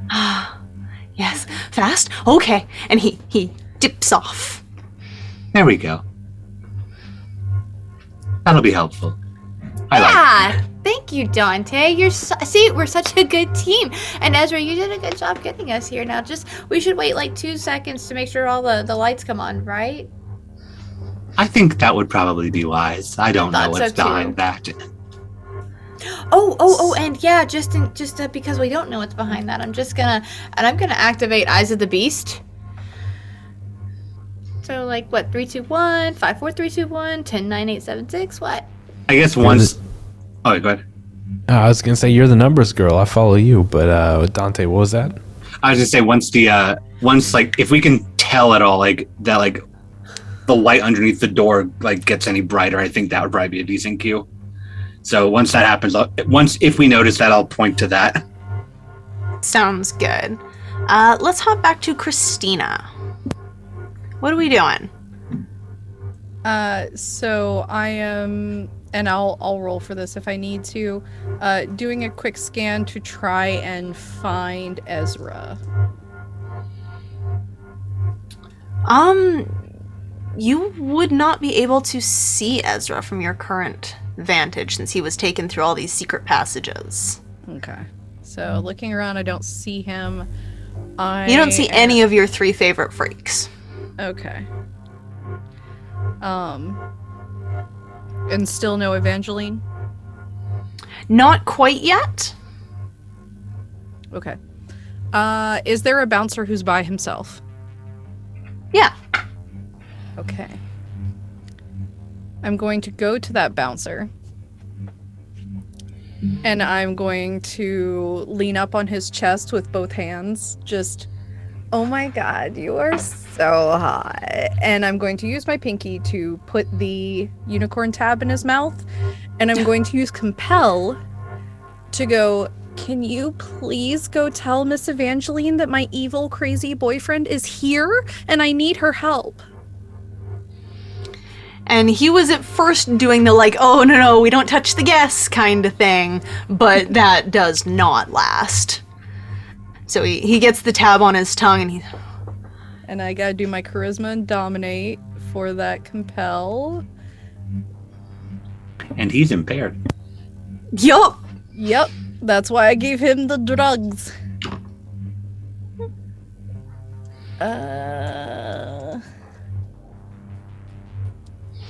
Counting my dice. Does this count as a social roll? I would say so. Okay, because I have. I mean, the you've stunning. socialized with him first, so. You're using social stats, so yeah. Yeah, that was what I wanted to check to make sure to use my stunning merit. So let's see. One. Ugh. 2 criticals always messes up my math.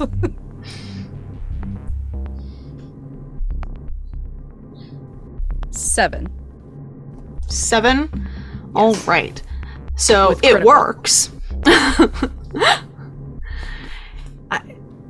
Of course, yes. I'll let the Empress know immediately. Thank you. And he kind of moves you back and off of him, and he starts heading off.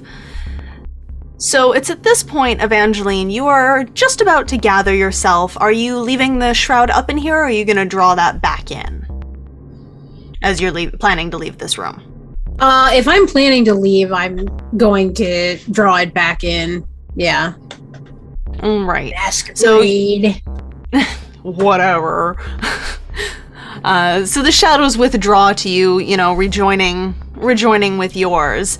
And as you put your hand on the door handle to step out of this room, the worst possible thing in a club that can happen happens. The house lights come up. Which means they come up everywhere.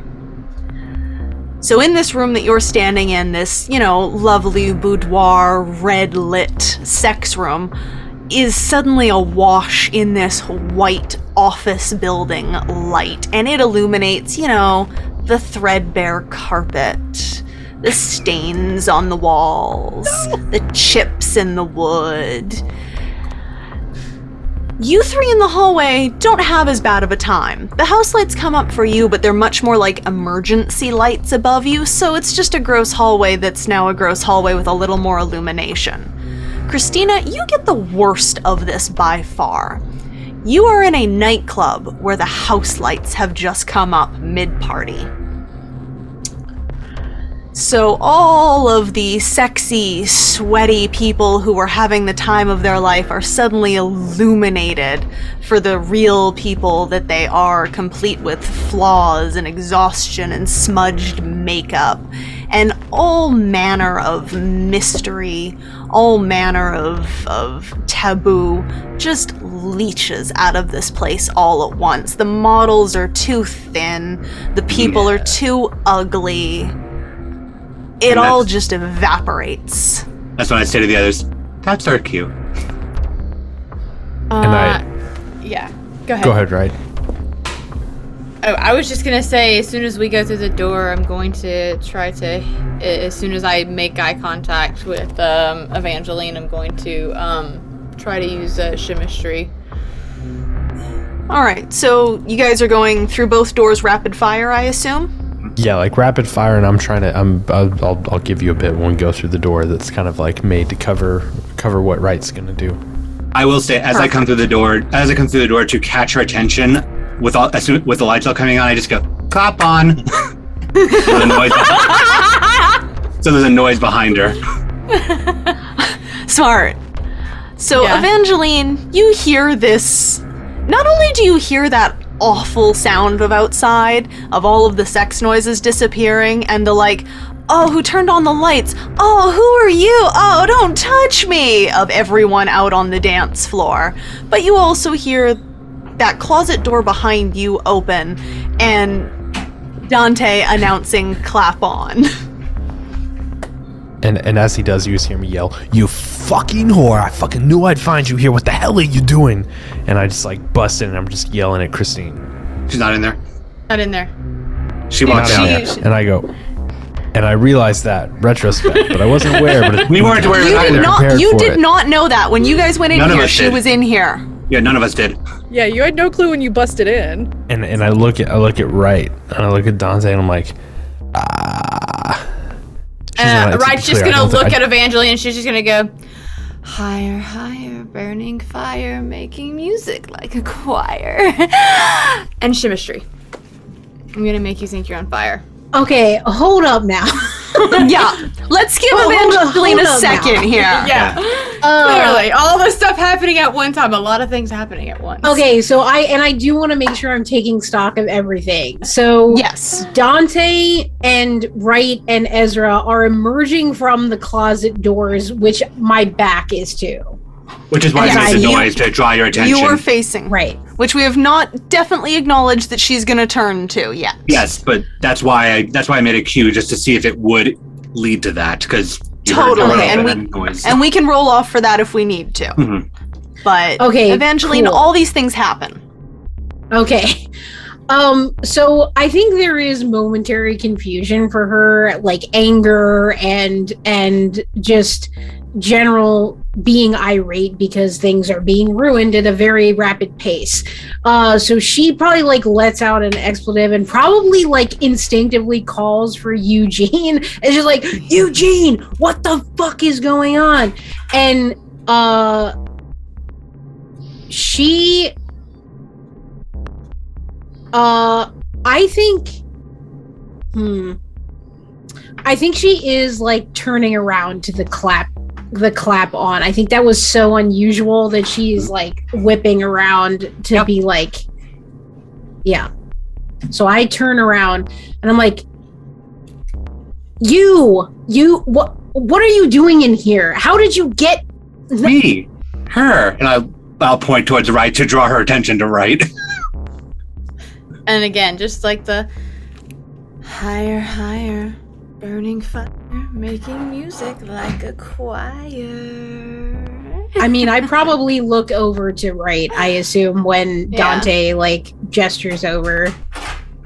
Yeah, I'm making big motions just to try to keep your eyes. So, yeah, Chemistry is a contested roll at that point. Yep. And Yeah, then, what's my... I don't know my roll for that. Composure wits, I think. Composure plus wits versus my manipulation and obfuscate. Okie dokie.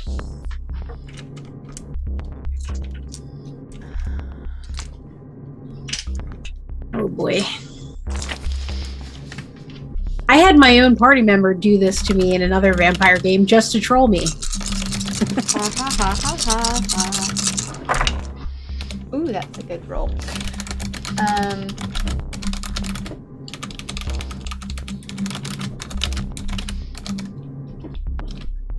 Okay, I got 5.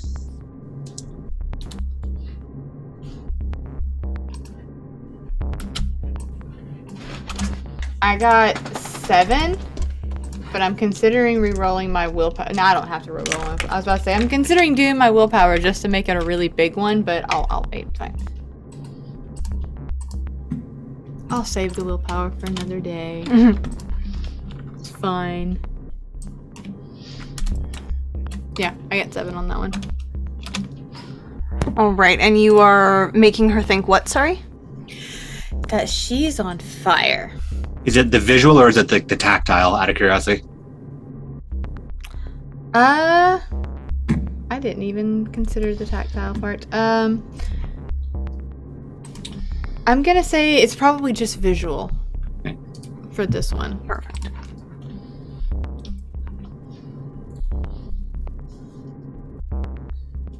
Also, realizing that I can't see Ezra on the floor, I would have headed back towards that room. Especially I'm after the not lights in kick it, on. but I'm headed towards it. Perfect. So you'll get there, and then we'll say the next round or two, because, you know, time's malleable here. So Especially Evangeline... with the lights. Like, don't like lights. Yeah. This happens, right? Does her spooky dookie, and all of a sudden you stop laughing. You see truly the most horrifying sight for a Lasombra as these flames lick up your form-fitted clothes. This is horrifying. And it's their fault. No! What the? No! Get out! Careful, sweetie, or you'll freeze next.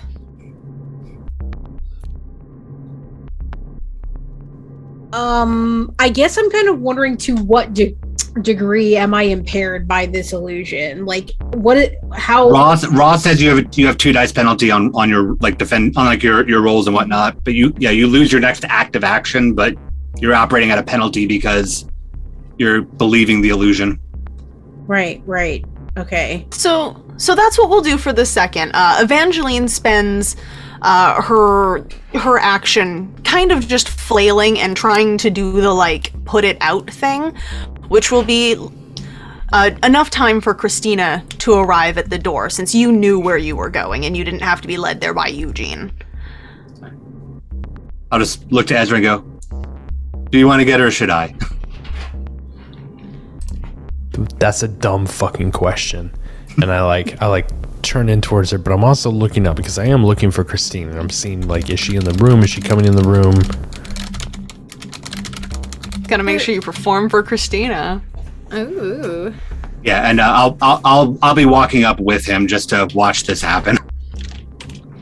Oh, do I need to make her freeze, or is this okay? Just curious. Oh, I think we'll be fine. And, Okay, and I just look at making her, sure. and I just say, "Be still," to compel Evangeline. That's another. That one is definitely contestable. I'm gonna do something for coming into the room, so I'm gonna go ahead and make my rolls for it. Go ahead. Evangeline, you'll be rolling another Intel and Resolve to avoid that compel. Can I do a small thing that has nothing to do with what they're doing specifically? Most likely, what is it you want to do? I would like to do Predator's lore and try to call Eugene back to me because I want her to see that he's not hers. The look on your face! Holy crap! Because that's the level of petty right-is. Oh my goodness. Is that a roll you have to make, or is that just something you can do now that you've been all up in his brains? Sorry, storyteller, can you what is the pool for me again? Apologies. I'm sorry. Intelligence and resolve. Yeah, intel okay, and great, resolve. Thank you. Yeah.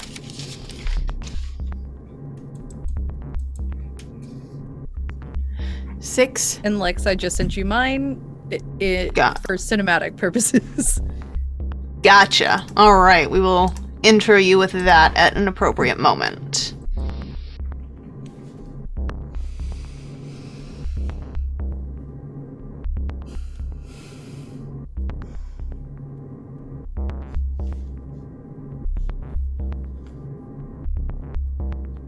Okay, that is 7 for me.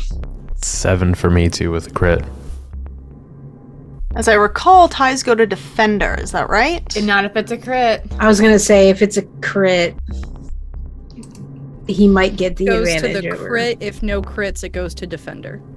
Yeah. Okay, and you had no crits in yours, Evangeline? No, mine was a straight 7. All right. Alrighty. So, A lot of happening things. a lot of happening things. Poor Evangeline. Jeez, I don't even know if friggin' Eugene's gonna get there in time at this rate, you guys. He's waddling as fast as he can, I promise. And yeah, like I'm just gonna be like, oh, I have a surprise for her. Just keep going though. You're fine. Just throwing that out there. And I'm sorry, Ezra, one more time, what was your command to her? Be Hold still? Hold still.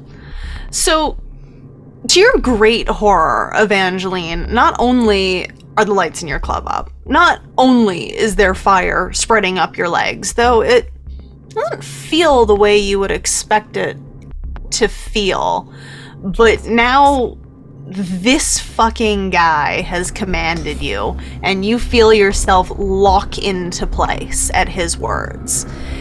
And this is the most offensive thing that has ever happened to you. Ever. And as you're standing there subjected to these atrocities, these insults, Christina bursts through this door, surrounded by her arms of Aramin, just a writhing around her to announce her approach. And I am going to take all of the arms and shoot them through Evangeline. And then that happens. And after skewering her to kind of go through and knit together to hold her for Ezra and like gesture for him to come up. And then I'm going to lean against her ear only for her and no one else. Just like pink smearing on her ear as it happens. And just go, Hail Azanael. And step back. And let Ezra do whatever he wants. I do want to lean up and look her over, like trying to figure out what I'm going to take off of her before, like after she gets eaten. And storyteller, as Dante gets close, I am going to spend a willpower and lash out at Dante, and just in this desperate move, reach both my hands out to grasp him by his cheeks and dig my fingers in to activate Touch of Oblivion. Fabulous. I am more than happy to allow that. Evangeline is full of just unholy rage at what is happening here. Wait until So Eugene gets there. I am more than happy to let that willpower ride. Okay, so I passed my rouse check for that. Perfect. I think it's strength and brawl if I'm trying to dodge. Indeed. So I think it's a contested strength and brawl. Yeah, requiring a strength and brawl roll if the victim is trying to avoid the vampire. Yeah, so go for it. Okay. I'll roll contesting. Well, it makes sense because I'm getting absolutely bodied and railed. I got 1 success. I got none. Oh, our first true Holy fail of the shit. game. Oh shit. Well then. Holy shit. It's all the rest of y'all eating up all them Shocking. successes. You're leaving nothing for Dante. Alright, so you said touch of oblivion? Yep.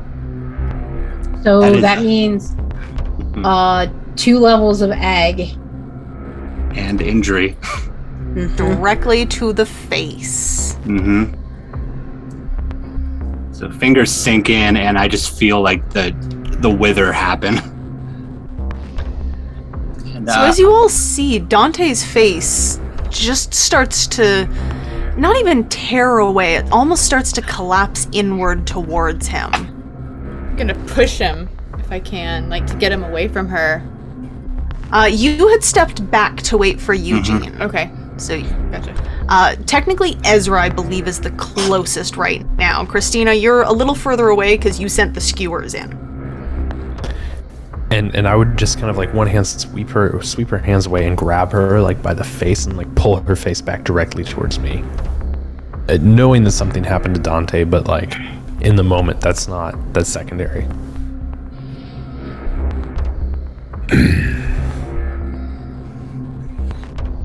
I really do fucking love eating Lasombras. And I like lean in and go for the bite.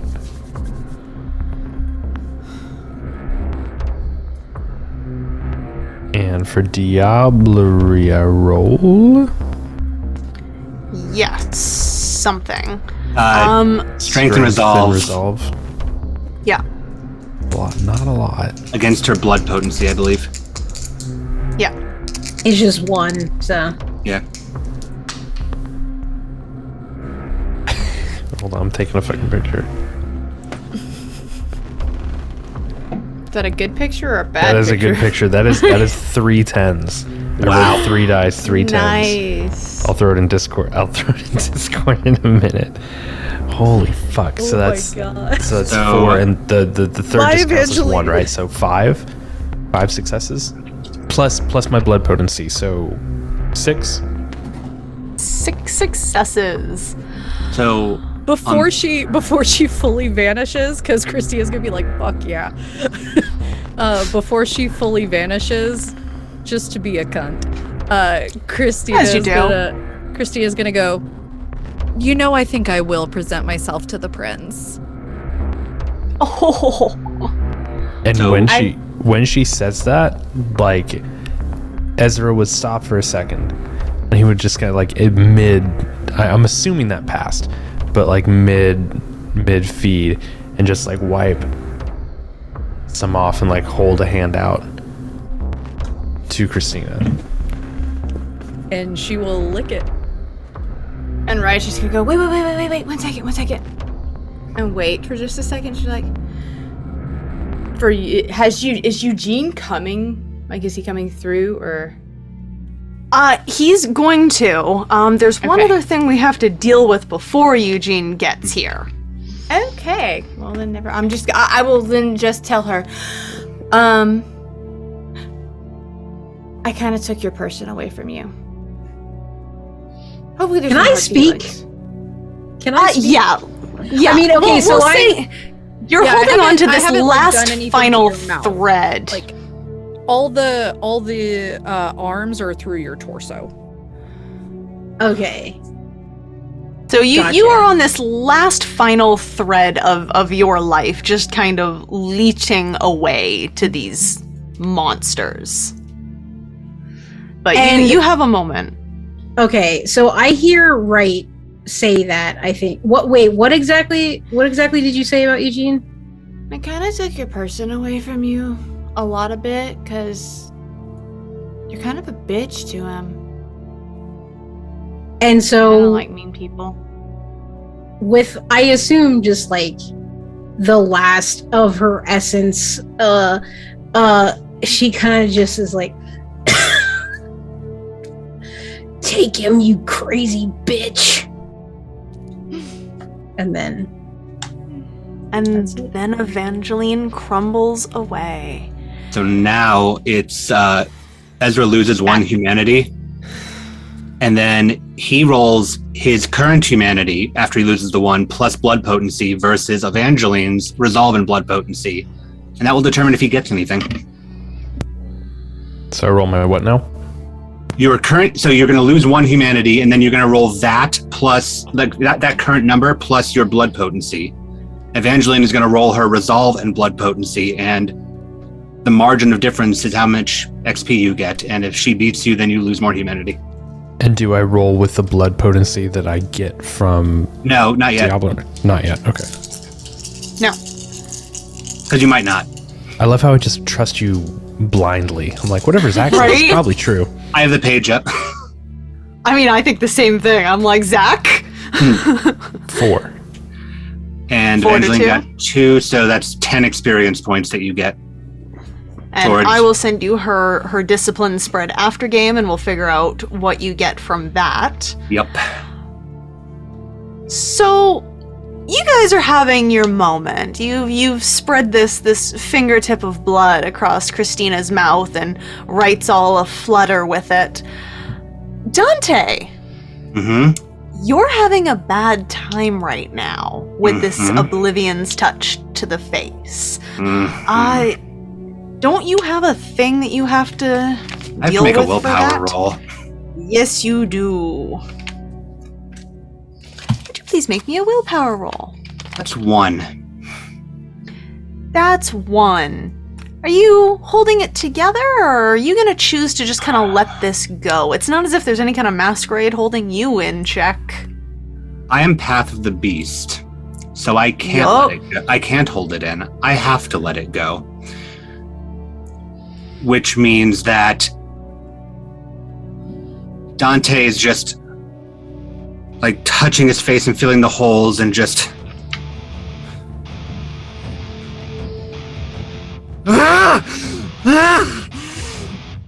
and I'm going to horde form on the spot. Oh, that's bad. That's probably really bad, everybody. I'm just gonna say that that's probably not a good thing. And he's going to swell in size. His mouth is going to split all the way down. Like the neck is going to thicken, the mouth is just going to split as far down as possible. And then he's just adding like the rest of the points into size. And he just basically plows through the ashing Evangeline. Just dust cloud goes up as he goes plowing through the door. Unfortunately, standing in the door frame at this moment, Eugene has arrived to the room. Well, then let me go ahead and roll. Well, he shouldn't have been late to the Oh, party. yeah, so Eugene's going to take a 7 crit on my plowing into him. Eugene is having a bad day. Mm-hmm. So I'm whirlwinding through him and onto the club floor. So Eugene just gets slammed into by Dante, which sends him just straight back into the wall. You hear that sickening impact of his skull impacting the wall, and he slides to the ground, leaving a smear of his own blood. Dante's headed off. So, guys, Shadow Cloak immediately trying to find any shadow to follow him. no, wait, what? Really? You should disappear now? Come on, Christina. Like, it's not that And- bad. To actually hide now, Christina's ditching her hoodie. As she throws it off, there are black wings tattooed on her shoulders. That's really neat. and a large black goat on her forearm. Or, sorry, bicep. Perfect. So, this isn't that bad. I'm pretty sure he's going to take out like 90% of anything that gets in his way, honestly. I rolled 6 successes out on the club floor. So, are you guys gonna follow Dante out to watch this, or? I'm fucking trying. Cool, you'll probably want to make a dex athletics to dodge flying body parts. Yeah. Sun's getting real low, big guy. Yeah. Sun's getting real low. Ezra and Wright, are you guys going to follow Dante out? Christina is. I'm also activating lethal body in case I have to fight him. That's solid. So, I'm gonna go this way and just kind of go around the path of damage. And I'm gonna go through the closet. I'm just gonna go back to the closet. I'm gonna go this way. After they both kind of like, well, all three of them leave, Ezra kind of looks and sees that the room is empty and pulls like a necklace out from under his shirt that has these like 4 blackish red crystals hanging from it, and a 5th somewhat black one. And he's gonna pop that one crystal off, and like the final kind of wound, that last little bit dripping out of Evangeline, he's just gonna hold the crystal up against that until it kind of slips inside, and then he's gonna screw it back in. It's now kind of matching the same color as the other 4. Tuck it in under his shirt. And just kind of like stand up and just like a flex, like stretching muscles that haven't been stretched in a while, and just turn and just kind of slow walk back into the club wherever Christina went. Right. So you two make it back to the club floor first, right? You'll be not long after. Dante is tearing his way through this. I have lawnmowered through anybody that hasn't left. Yeah, there is screaming. You guys were worried when you came in here that it was going to be the blood rave from Blade, but really what you walk out into here is more like 30 Days of Night. It is just everywhere. The floor is thick with blood. Walls are sprayed. There are people screaming, running deeper into the museum, running out of the museum. This hallway, people hiding under the DJ table, and it is a blender in here. I'm pretty much gonna go until I can feed myself down to hunger 0 and try to end the frenzy naturally. But yeah, it's just meat grinder on the floor. Like, yeah, by the time the floor is actually finally cleared, this just hulking mass with like a 5 times the size mouth is just heaving. I feel like as soon as Wright gets there, she's just gonna kind of take a seat somewhere out of the range of his craziness and just watch for a little bit. Just let it happen. And like once he's calmed down, she'll like do the approach like, you feel better now, buddy? Like, we good? You feel better? We got lots of parts now. We can fix it now. You can fix it. I can't, but you can fix it now. Yeah, it's 4 successes. So yeah, I'll just like let the horde form melt off. Face is still like too agged under it.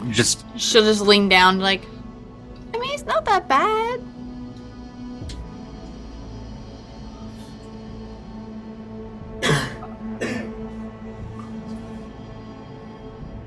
I have a haven in the city I'd like to stop by. If you don't mind, I'd like to attend to this. You all can make yourselves at home, change before we find the next person. Yeah, that's totally doable. I mean, seriously though, I mean, it's not terrible. We're gonna get it fixed, right? There's lots of bodies to tack on into the places. I can attend to it. My haven is it's several blocks from here, but it's a abandoned hospital. All right. Yeah. We're just gonna walk out of here and go to your haven so you can make yourself all beautified again like you like. Just look over at Christina and Ezra and just kind of nod. You can all freshen Big up. guy. And I'm just walking him out like. So like you I'm guys walking a bear out. It's fine. Yeah. We're just gonna pat And him. Christina has not dropped arms of Araman, but she has wrapped them around herself more in like a clothing fashion. So you guys head back to your getaway vehicle, complete with people mats. There is, of course, a yellow parking ticket stuck under the windshield because you were in here for longer than 90 minutes. Oh well, not me. God, no. Who pays parking tickets? And everyone bundles back into the car. Now, the last time you guys did a thing like this, when you got in the car, you were all pretty okay. No one really suffered all that much damage. No one really got all that bloody. That is not the case this time. When Dante gets in the car, he spreads ichor. Not just blood, but viscous fluids and chunks across the seat. Things that might have once been recognizable. At one point, a finger falls out of the tangle of his hair. Christina, are you driving? Yes. I can get her the Yes. address. So we're gonna do that. Can I get a wits awareness from you super quick? From Christina. Yes, from Christina, please. Bright's just got her arm around Dante, just patting him, like just comforting as much as she can, despite all the ichor and stuff that's probably falling around her and on her. And she's just like, it's good. Also, given that I haven't put my hoodie back on yet, I don't know how old everyone is in this group. Is Pretty there anyone old. in this group that's like really old? Yeah. Yeah. Well, I guess, relative speaking, what's like really old? Like Mhm. a couple hundred years? Oh, yeah. Oh yeah, yeah. Because it's on her right arm. The symbol on Christina's arm would be recognizable. For what it's worth, I'm not paying Holly attention would, right like, now. A roll to recall it, though. I said, for what it's I'll worth, I'm not roll paying it. attention right now. We can probably do that next Yeah. game, just when Yeah, everyone's It was just no I longer just riding realized, high. like, I didn't put my hoodie back on. Fuck. That's a 3. That's a 3. So you start driving following Dante's instructions, and there is a small lump in the road ahead of you. Moderately small. Is it safe to stop on this road, or is there a side like shoulder? Yeah, you could stop on this road, or you could just drive straight forward past it, or what have you. I'm gonna pull over to the shoulder. Are you gonna get out? Or roll your window down, or? I'm gonna send a tentacle to it. You do so. Are you trying to grab it? Poke. It rivets at you and begins hopping away. Motherfucker. Is that a frog? And then you squash it. Without contest, you squash this thing directly into the asphalt. Bring my tentacle back and just keep driving. Did you And call off it you a guys frog, go. Christina.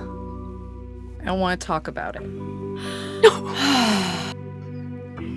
And you guys pull away deeper into the night, leaving the shrieks of fire alarms, screams, and the approaching sirens behind you. And that is where I think we are going to leave it for this evening. Amidst this chaos that ensued. We are so excited to murder people. My goodness, aren't you just? So thank you everyone for joining us this evening. It was really super fun. Let's go ahead and do a round of outros, and we are going to start as always with Christina. Thank you, guys. I'm Christina. You can find me on Twitter at Ellie_A_Collins. This was super fun. Thank you, Sarah, for being here. Oh my god, I love Evangeline. I love her so much. And being such a good sport. Yes. This feels like we're lining up our friends to just Murder them, yeah. the friends that murder together stay together. All right, and then we will go ahead and move on to poor squashed face Dante. Hi, I'm Zachary Vaudo. Usually I say that's my Twitter handle, but I think it's here right now. You can find me there. I'm also on ATL by Night on Tuesdays, whenever we're on. I'm also on Adjacent by Night on levelup_TTV whenever we're on. That's usually Saturdays. I'll be doing a lot of things whenever this airs, most likely. So just follow me on Twitter for that. And come back next time for all of this. Thank you, Sarah, for destroying my face and touching me. She had to get some vengeance after We had what to just get happened. something, yeah. All right, and then we will move on to our now blood riding high Ezra. I think she's the first to actually get a kind of final blow in, so props to getting that last swipe in. Yeah, I am Andrew Strother. You can find me at Roll Persuasion on Twitter. I play in a variety of D&D streams, as many vampire streams as I can get to let me in, and very excited to be here and do more Ultraviolence with this fantastic crew. All right, and then our, as it was so popular, Spooky Dookie, right. I am Samantha McLarty. I have been Right the Malkavian, and I do things and stuff, lots of things and stuff. There should be a Twitter or Linktree or something somewhere. Anyways, follow socials. You'll see the things that I'm doing. That's the best way to know because I always post about it. Yeah, I'm really fucking bad at outros, guys. So just do socials. That's it. Gotcha. Next. And last but not least tonight, our very, very special guest, Evangeline, who was such a good fucking sport tonight. Thank you. Please do your outro. Hi, my name is Sarah. I played Evangeline. Thank you so much for having me, Lex. It was such a wonderful table to play with, even for a session. So I do thank you for inviting me here. You can find me on Twitter at MCDiabetes. I'm also a creative partner at Martlet Games. So please continue checking out all the stuff that we have to offer, all the vampire, some other stuff coming in the future. And you can see me in the ST chair for my own Vampire the Masquerade campaign called London's Bleeding, which is historical, taking place in 1919 London. So the final season of that is coming out. Not sure when this will air yet, but I think it'll probably be on by then. So check out London's Bleeding. It's my baby. And thanks again, everyone. She's fantastic in London too as a storyteller. I'm just saying. Yes. Love her. Yeah, man. Love her. She's wonderful. And shout out to our own storyteller who should get props herself. Of course, yeah. incredible for bringing as fantastic always. game every The week. fact that you wrangle this herd of cats. Oh my god.